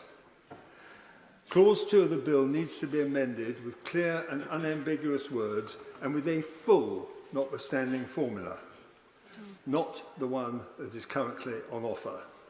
This formula has been used throughout our legislative history for hundreds of years, but most recently it's been enacted in our most important domestic and constitutional legislation without opposition, namely in Section 38 of the Withdrawal Agreement 2020. The sovereignty of the Crown in Parliament is democracy and is described in the leading case by the great Lord Bingham, our greatest modern jurist, as the bedrock of our Constitution. Democracy delivers the wishes of the voters who elect us through the legislation that we pass as Acts of Parliament, and it is this democracy for which people fought and died. Nothing could be more important to their daily lives, including illegal immigration, and that is why this issue is so important. But it is also important to stress that genuine refugees are fairly protected, as this country always has, as in the case of Afghanistan, Hong Kong, and so forth. Yesterday's YouGov poll makes it clear how strongly people feel about all this. It is a legal, constitutional, and also, therefore, essentially a political problem. The reason why sovereignty is so fundamental is that the courts recognise that they have a duty to interpret, adjudicate, and obey the laws and acts made under that parliamentary sovereignty, where legislative words are clear, express, explicit, and unambiguous. Therefore, the use of a comprehensive notwithstanding formula, as in my amendment, would ensure that we make this bill work in line with the intended purposes of the bill and not be frustrated by claims of international law or other contrary law. This bill in its current form will not prevent, as everyone knows, further ingenious individual claims followed by further Supreme Court decisions. The recent Supreme Court judgment itself on the 15th of November 2023, as I pointed out in intervention, makes my very point. It shows that the words in the Immigration and Asylum Acts at that point in time were not clear and unambiguous, but, and this is vital, it seems to have escaped many people's notice that one of the claimants, ASM and Iraqi, had his claim dismissed in that very judgment because, in the words of Lord Reid, the President of the Supreme Court himself, I quote, "In any event, the principle of legality does not permit a court to disregard an unambiguous expression of Parliament's intention, such as that with which we are concerned," I say to the honourable gentleman on the front bench, "with which we are concerned in the present case." This was emphatically because the retained EU Law Act and related immigration legislation was so clear and unambiguous in that case as to require the court to dismiss the claim of the Iraqi precisely as a matter of parliamentary sovereignty. This Rwanda, of course. Did my honourable friend, who's doing a wonderful job as always in these areas, see the recent briefings that seem to come from the government that they're expecting a lot of cases under their law, and they're going to provide a lot more judges to do it. Aren't they telling us that it isn't going to work? That's right. I'm afraid to say that that does appear to be the inevitable inference to be drawn from the statements that have been made. And the worry is that unless the law is completely clear and unambiguous, there's going to be more trouble. And if this bill was to be passed with clear and unambiguous words, they wouldn't be needing the judges that they seem to be wanting to employ, nor for that matter all the fees that the lawyers will accumulate as a result of taking part in some very spurious cases. So, as I've said, the Rwanda judgment is in line with all previous judgments by preeminent jurists in recent generations, and I mentioned but a few: Lords Denning, Lord Reid, Lord Hoffman, Lord Bingham and others. Months ago, I sent the Prime Minister a 7-page memorandum, each line of which set out breaches of international law in almost every jurisdiction in the world, including even the EU itself, the United States, France and Germany, where clearly apparent breaches of international law have occurred and without international sanctions. As to the Vienna Convention, what really matters is whether the internal domestic law is of fundamental importance in the national interest. And this illegal immigration law manifestly is. We have in the UK a dualist system of law where the sovereignty of Parliament is fundamental to our rule of law and cannot be trumped by international law, by the opinions or conventions of the government legal service, or, speaking as a former Shadow Attorney General, if this be the case, even by an Attorney General. We have a dualistic approach to these matters, in which domestic law and international law are seen as independent of one another. And in the recent Miller 1 judgment, at paragraph 57, it states, "Our dualist system is a necessary corollary of parliamentary sovereignty.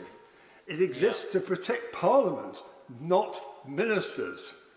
Furthermore, as Lord Hoffman made so clear in R versus Lyons in 2002, the courts will have regard to the words of the statute, not the treaty. This is because we have no written constitution defining the internal status of international law within the United Kingdom. As Lord Bingham has said, international law is, quote, complementary to the national laws of individual states and in no way antagonistic to them. Close quote. International law is not supranational, unlike European law. British courts cannot deem a statute unconstitutional. Under our constitution, it's the King in Parliament who legislates and not His Majesty's government. I thought they'd learned that in the Civil War in the 1640s. And the court does not require to have regard to functions of government when interpreting the law. A statute, even one arising from an international treaty, will always prevail over a rule of international law. Lord Hoffman, in the case of R versus Lyons, 2002, stated, and I will quote what he says, I can't improve on it, "It is firmly established that international treaties do not form part of English law and that English courts have no jurisdiction to interpret or apply them. It is not the treaty but the statute that forms part of English law, and English courts will not, unless the statute expressly so provides, be bound to give effect to interpretations of the treaty by an international court, even though the United Kingdom is bound by international law to do so.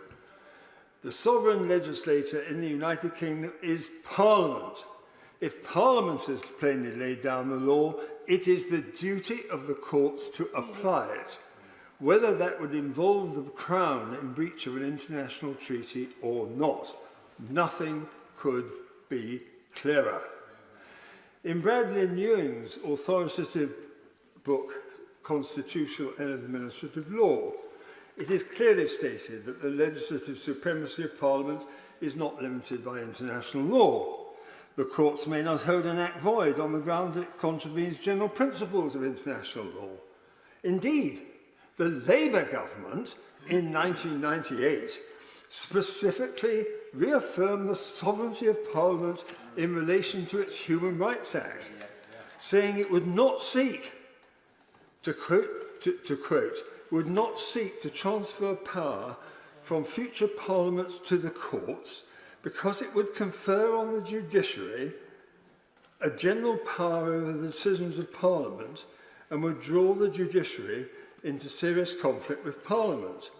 Their own white paper stated, I quote, "There is no evidence to suggest the judiciary desire this power, nor that the public wishes them to have it." I do wish the honourable gentleman on the front bench was listening to this, because it's about the Labour Party. This still applies today. Indeed, under paragraph 53 of the House of Lords Constitution Committee report on the 18th of January 2023, the committee accepts that UK domestic law can, and I quote, diverge from obligations agreed by the government under an international treaty and ratified following the CRAG procedures. Parliamentary sovereignty means that Parliament could legislate to ensure that domestic law differed from the requirements of a treaty. And in paragraph 54 they state, Parliament, having enacted legislation that is not compliant with UK's international obligations, the courts are bound to apply that law. And further in paragraph 58 they go on to say, parliamentary sovereignty, and I quote, means that Parliament can legislate contrary to the UK's obligations under international law. So there we have it.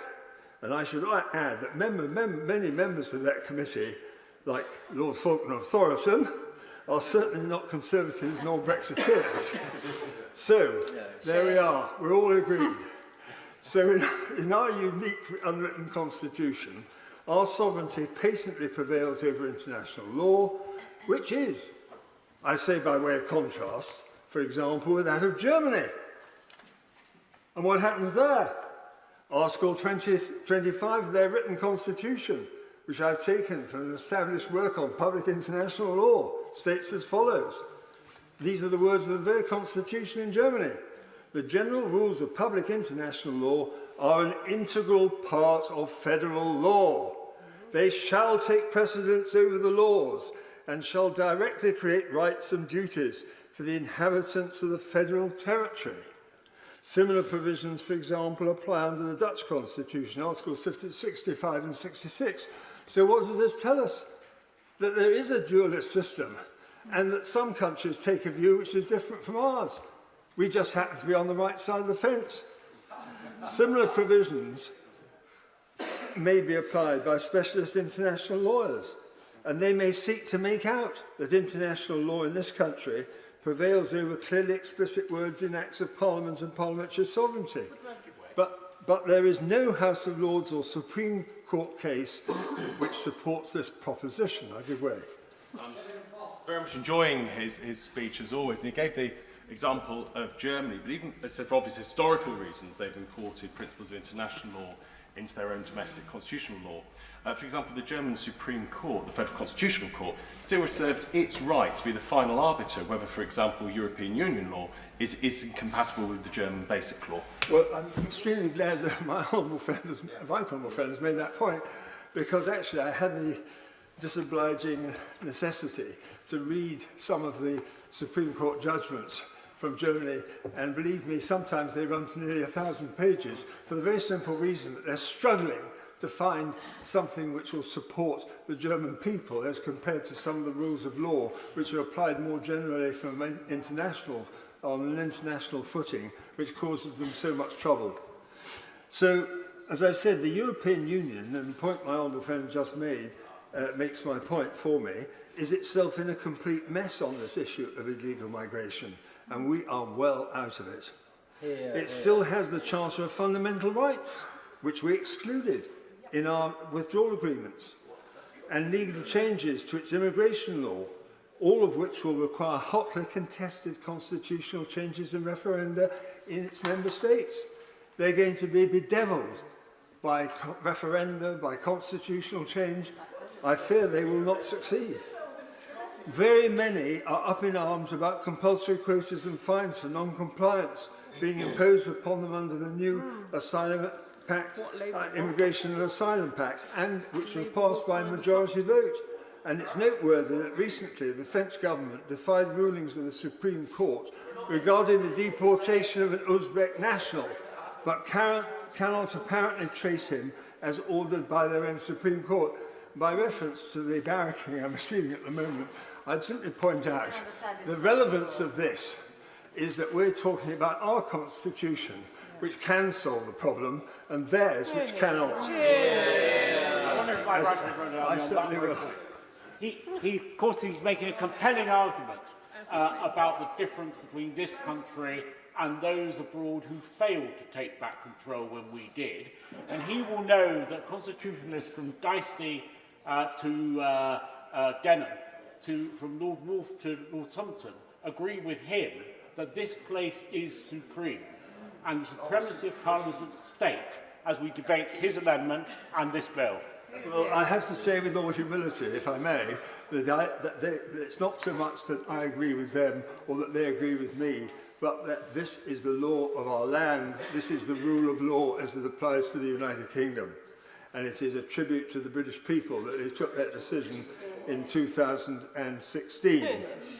As I said to the Prime Minister in December's Liaison Committee meeting, he himself can be a world leader on this illegal migration issue, not only in the EU, but also in the United States, in Canada, in Australia, every country in the world. The International Refugee Convention, among other conventions, is seen as requiring reform. And in Europe, it is clear that they need to change the European Convention on Human Rights, as well as EU immigration law, and the European Union voters are voting with their feet. This bill nor the amendments are in breach of the present Refugee Convention, as this convention does not prohibit states outsourcing asylum claims and settlements to a third country. Similarly, the European Convention does not prescribe how its rights and freedoms are to be secured. Moreover, there has been, and I quote the words, a fundamental change of circumstances in the increase of illegal migration, criminality and the deaths that these have incurred since the convention was created. So it is clear that the currently described obligations, as they're put, must take account of this change. We have to keep up with the times. And mass immigration is one of the main issues before all nations. So what is more important? Passing a bill that works and is consistent with the democratic will of the people and our national interest, our constitutional arrangements and parliamentary sovereignty, or supporting the uncertainties and vagaries of international law. Far from diminishing our international reputation, we now have the opportunity to enhance it by demonstrating that we can deal with illegal migration by making this bill work through our own parliamentary sovereignty. And we can bring an end to the deaths in the Channel. It has also been suggested, I have to say, that it is improper and contrary to the ministerial code to bring in a bill which is inconsistent with international law. This seems to permeate the legal establishment of this country. This is nonsense on stilts, because any member of parliament, any unimportant member of parliament, as well as ministers, any backbencher can propose legislation, and private members' bills are enacted frequently, as I have to say, even with my International Development Act of 2014.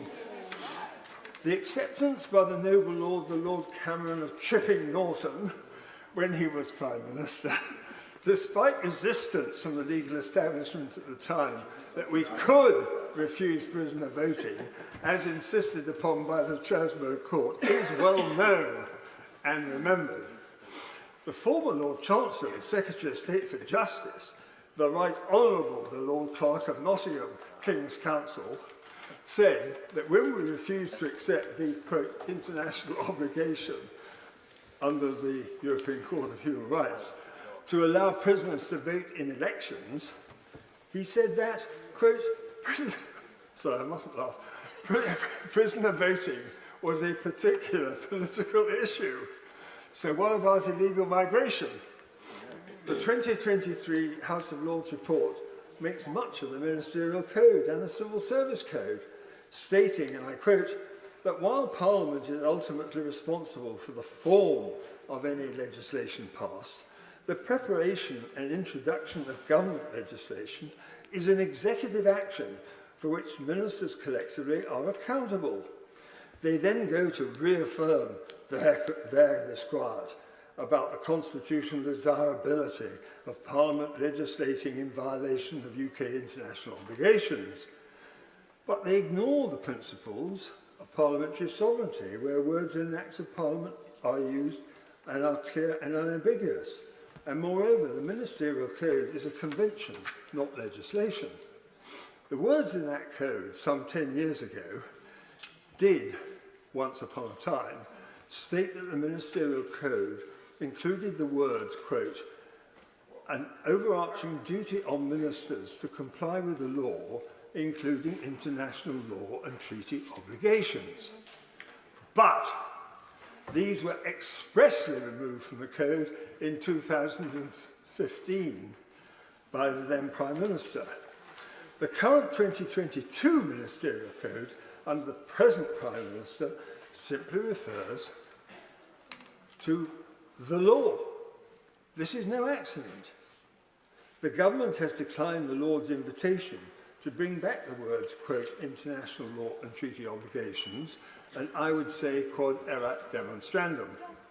The House of Lords Committee also suggested, in reference upon a Court of Appeal case of the Gulf Centre for Human Rights against the Prime Minister in 2018, and a statement 5 years ago by the noble Lord and distinguished Lord, the Lord Folkes KC, that the Ministerial Code still requires compliance with international law obligations. However, I have to say, the Court of Appeal, sadly for them, did not deal with the issue of parliamentary sovereignty, which would be combined with the use of words clear and unambiguous, and in any case did not concern an Act of Parliament. Failure to pass a bill to effectively deal with illegal migration has led to vast public expenditure, billions on services including healthcare, education, social care, housing, infrastructure, planning, just to name a few, not to mention millions and millions on hotel bills. This is why people are so cross, as well as the fact of illegal migration.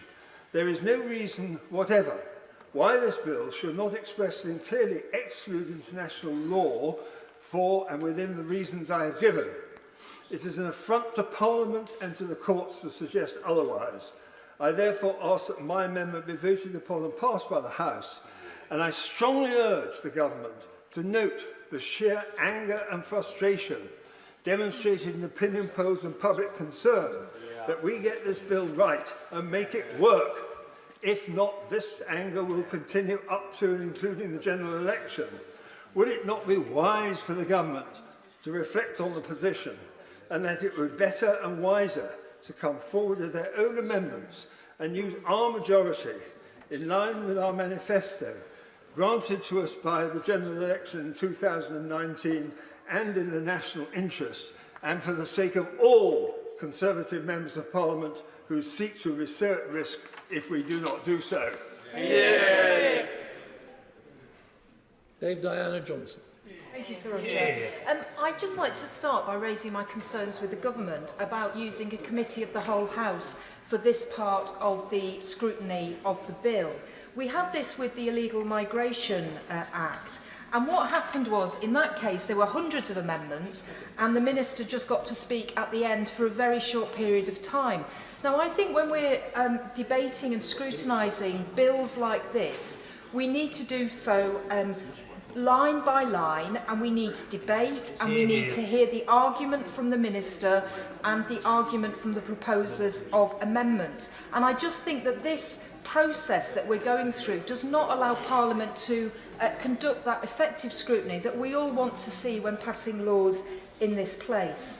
So, turning to the bill before us today, when the Home Affairs Select Committee published our report on Channel Crossings 18 months ago, we were very clear about the potential problems posed by the Rwanda scheme. And as I've highlighted on several occasions in this chamber, we said that the small boat crossings is an issue on which no magical single solution is possible and on which detailed, evidence-driven, properly costed and fully tested policy initiatives are by far most likely to achieve sustainable incremental change. We warned the government that it risked undermining its own ambitions and the UK's international standing if it could not demonstrate that the scheme was compatible with international law and conventions and that aspects of it carried significant reputational risk to the United Kingdom. Now, contained in the amendments today that we're debating are provisions that not only are incompatible with the UK's obligations under international law, but to basic principles of liberty and freedom under common law. The implications of these amendments are therefore profound and affect, I think, every single one of us. And also, despite what the former immigration minister said, I do take in all sincerity what the Rwandan government's view is on the importance of upholding international legal obligations. We can conclude that some of the amendments tabled today would prove fatal to the implementation of the bill. And indeed, yesterday the UN Refugee Agency declared that the Rwanda Treaty and this unamended bill are, I quote, not compatible with international refugee law. So I want to speak to amendments 2, 3, 10, 56 and 57 and then focus my comments on amendments 19 to 22. Turning to amendments 2 and 3, excuse me, they would prevent any claim based on risk derived from individual circumstances being considered until that person in question had arrived in Rwanda. This would effectively exclude the very narrow possibility for suspensive claims that the bill currently allows and could result in the person being exposed to the risk on which their claim is based, including claims based on fear of persecution and torture before it's even considered. The European Convention on Human Rights requires independent and rigorous scrutiny of any claim that there exists substantial grounds for fearing a risk of treatment contrary to Article 3. It also requires that the person concerned should have access to a remedy with automatic suspensive effect. So these amendments would therefore be inconsistent with that requirement of the ECHR. Moving on to Amendment 10, that would extend the notwithstanding provision to apply to all of the bill and to the Illegal Migration Act. It would effectively prevent a claimant relying on any pre-existing legal protection to prevent or delay their removal to Rwanda. This amendment would expressly allow for a removal to Rwanda despite that removal otherwise breaching domestic law and despite that removal being in breach of international law, including fundamental human rights, from which, of course, we know no exception or derogations are permitted, such as the prohibition on torture. Needless to say, this amendment is not compatible with the UK's obligations under international law and risks undermining our international standing. Amendments 56 and 57 would provide that courts and tribunals would not be permitted to consider a claim on the grounds that Rwanda is not a safe country, where the claimant has engaged in activity or made serious allegations that have brought into question the safety of Rwanda or colluded or conspired with others who have done the same. Very worryingly, the amendment appears to exclude people who have made serious allegations about the safety of Rwanda from asylum and human rights protection. This would be inconsistent with rights to asylum and humanitarian protection under international law and could also be inconsistent with freedom of expression as guaranteed under Article 10 of the ECHR. Just want to turn to amendments 19 to 22, amendments that I think have profound implications for all of us. Those amendments would prevent any individual set to be removed to Rwanda arguing that they could not be sent there on the basis of their own circumstances. In the inevitable absence of absolute certainty that no risk to any individual could arise in Rwanda, this would mean that legitimate claims based on a real risk of persecution and human rights violations would not be heard, and that those people whose claims are unheard would be removed to face that persecution and human rights violations in Rwanda on which their claims are based. This is clearly inconsistent with the Refugee Convention, the ECHR, and the other international legal obligations cited by the Supreme Court in its recent judgment. Amendment 22 would also prevent the courts from reviewing not only asylum claims of individuals being sent to Rwanda, but also claims for unlawful detention, for assault in the course of removal, or for discriminatory treatment in the course of the removal process. So I just want to be clear, denying these claims would not only be inconsistent with human rights law, but also with fundamental principles of liberty and freedom under our common law, which has been protected for centuries, including by the writ of habeas corpus. And all members who do not want to see habeas corpus sacrificed today can surely not sacrifice these particular amendments. Finally, I'd just like to add my voice to amendments that I believe to be sensible and logical revisions. I'm just going to carry on because I want to deal with Amendment 1, which requires the Secretary of State to monitor whether Rwanda remains a safe country, and New Clause 6, which places conditions on when the classification of Rwanda as safe can be suspended in accordance with material conditions and or non-compliance with obligations. I'm willing to give way. The Honourable Lady for giving way, and Right Honourable Lady for giving way. She will know that under this government and previous governments of all political colours, many people are deported from this country. People who are here illegally. When that happens, invariably, it is notwithstanding claims they make about their circumstances. Sometimes those are claims about their personal circumstances, sometimes they're claims about the place they're being deported to and from where they come. On the basis of her speech so far, she would deport no one.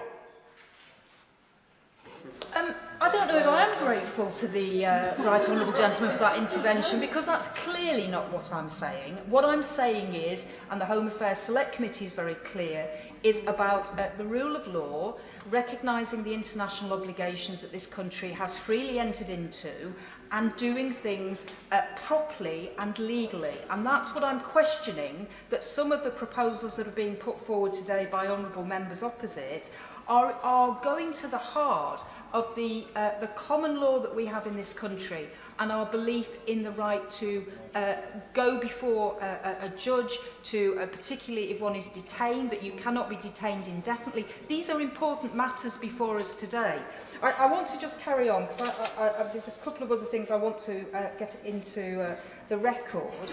Just going back to what I was saying about Amendment 1 and New Clause 6, I think while the government has determined in this bill that it's possible to stipulate in law that Rwanda is safe, to the contrary of finding a fact by the Supreme Court, as we know, it doesn't seem to me very sensible for the government to propose that that status should be fixed forevermore, with Rwanda, by extension, the only country on earth in which nothing can ever happen or change.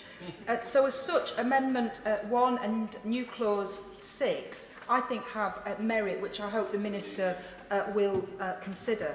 Amendments 35 and 37 allow the courts to consider the risk of refoulement in decisions on removals to Rwanda.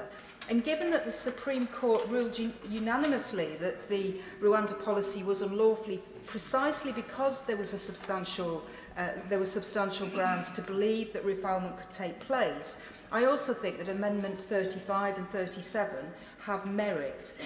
Now, I understand from media reports that the Minister, when he gets to his feet today, is going to make give some undertakings about increasing the number of lower-level judges, or I should say moving lower-level judges up to the upper tribunal to hear any appeals. And this apparently is to deal with some of the concerns that honourable members on his side of the House have.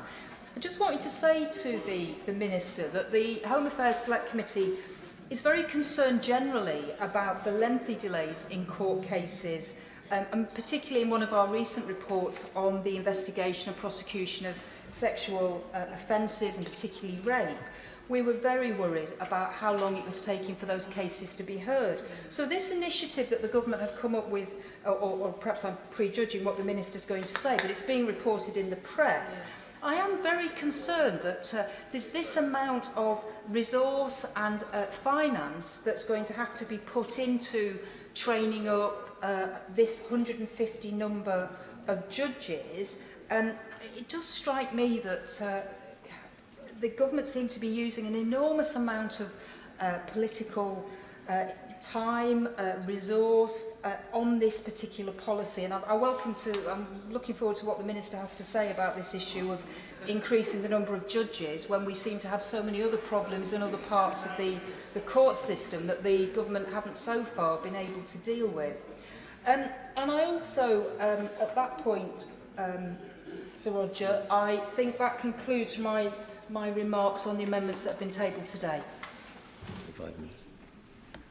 Sir Robert Buckland. Thank you, Sir Roger. It's a pleasure to follow the Honourable Lady, the Chair of the Home Affairs Select Committee. I rise to speak to amendments 28, 29 and 30 tabled in my name relating, although they relate to Clause 9, they relate to the operation of Clause 2, hence their selection for debate today. And I think it's important that we focus in Clause 2 on what that actually means, what its effect is, what the changed reality is with regard to the position in Rwanda, and indeed the position between the United Kingdom and Rwanda since the not just since the decision of the Supreme Court in November, but the facts upon which the Supreme Court based their decision, which of course relate to the early summer of 2022. There is no doubt that matters have moved on, and moved on quite significantly. Not only do we have a treaty between the United Kingdom and Rwanda that was signed late last year,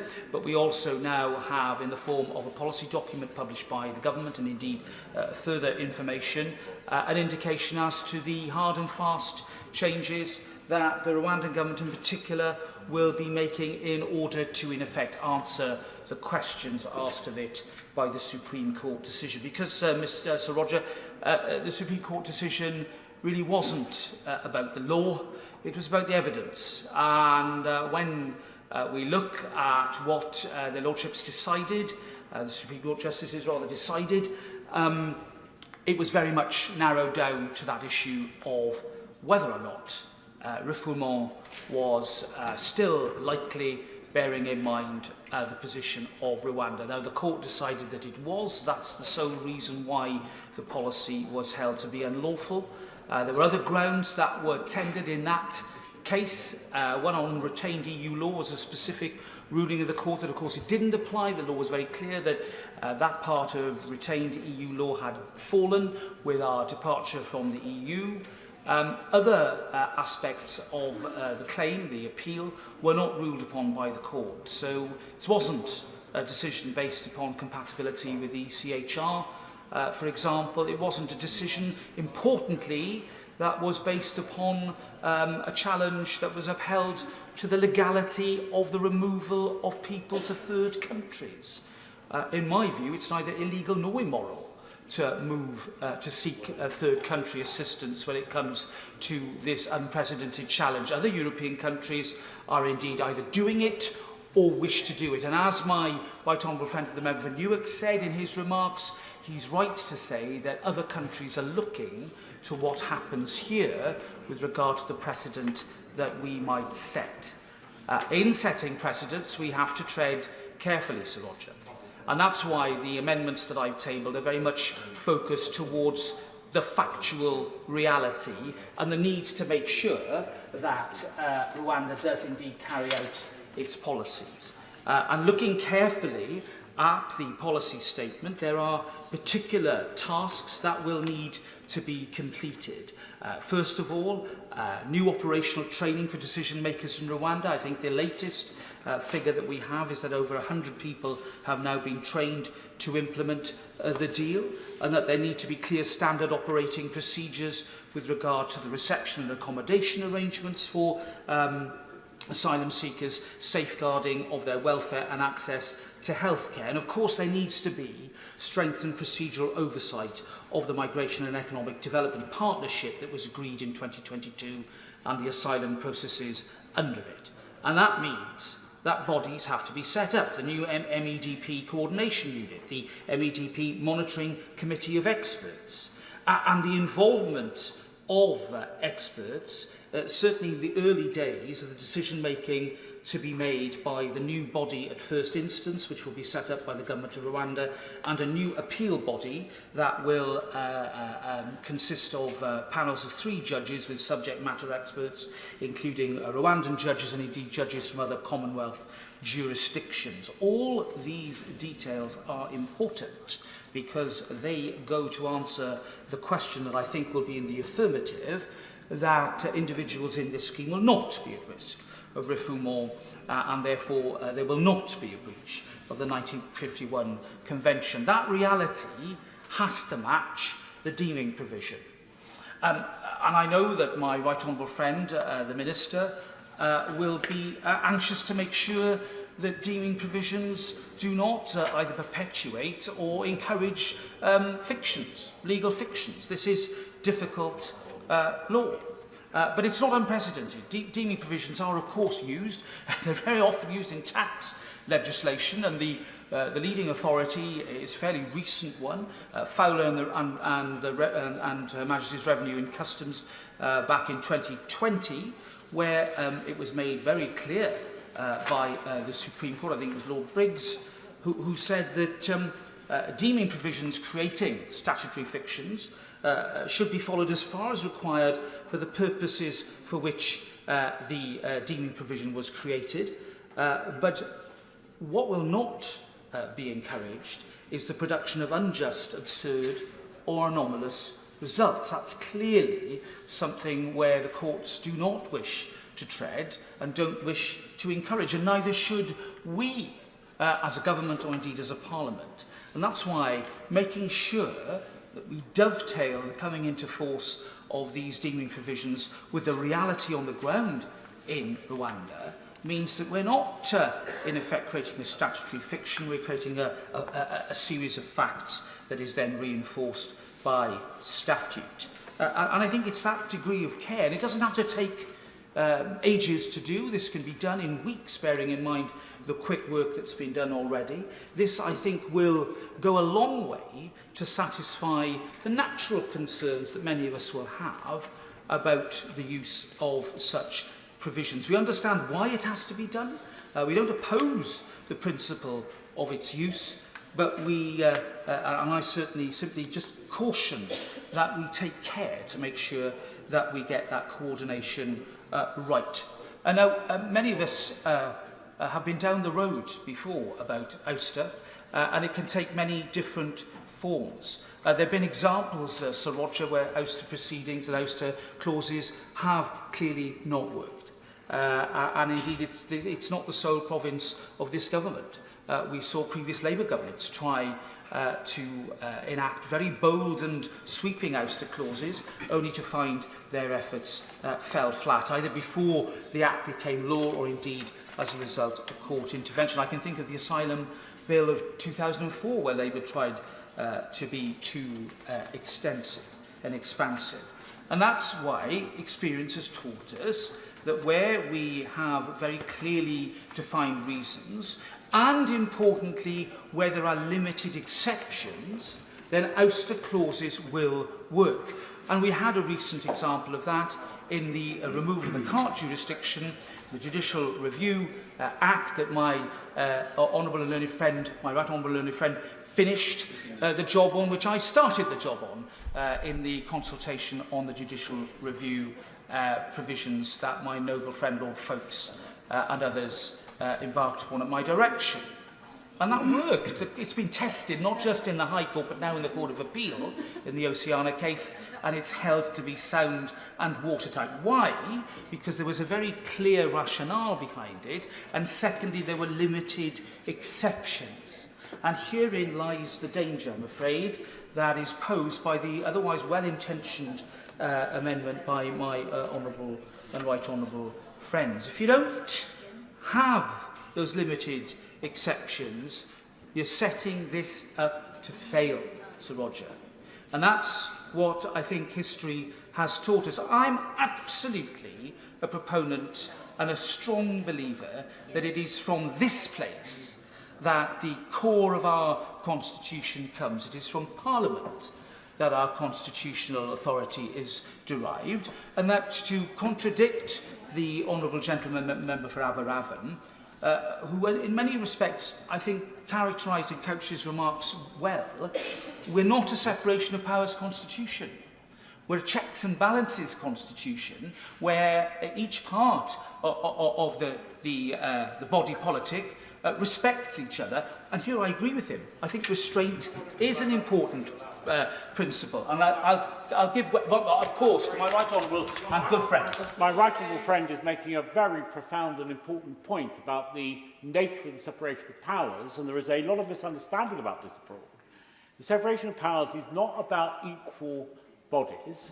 It's not about each of those bodies performing the same role. It is entirely a matter, as he describes, of a balance between those bodies, and this House is the body that makes laws. Judge-made law is something he and I have debated and discussed and agreed on many times, and it is invidious because this House, as I said earlier, is supreme when it comes to making or changing law. I entirely agree with my honourable friend, and he and I are both romantic Tories of an old school, which might surprise many members in that we do share that common fount of Toryism that is important to us both. And within that, we utterly respect the independence of the judiciary. It is a separate part of our constitution, and the idea that, as sadly in the Post Office case we've had to, that we trespass upon their domain is something we do extremely reluctantly, and I hope in a very rare and unique way in that very tragic and scandalous example. But that, as he says, does not mean that we are a carbon copy of the United States. In fact, the United States Constitution is itself based upon a misunderstanding of the British Constitution.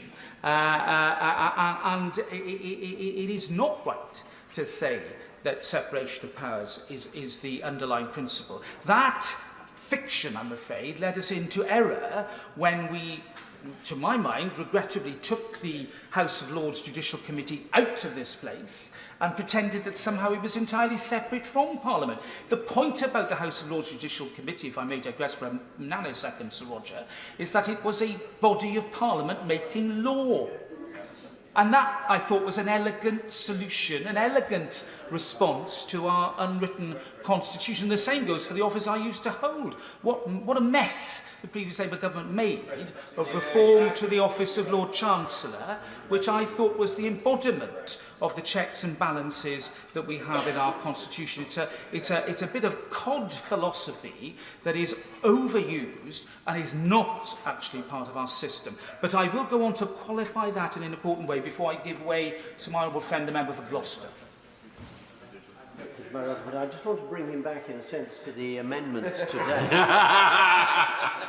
And does he agree with me that between the absolute conviction of the Honourable Member for Aberavon and the opposition that this cannot ever work, and the absolute conviction of the Right Honourable Member for Newark that it can only work with his amendments, there is actually a landing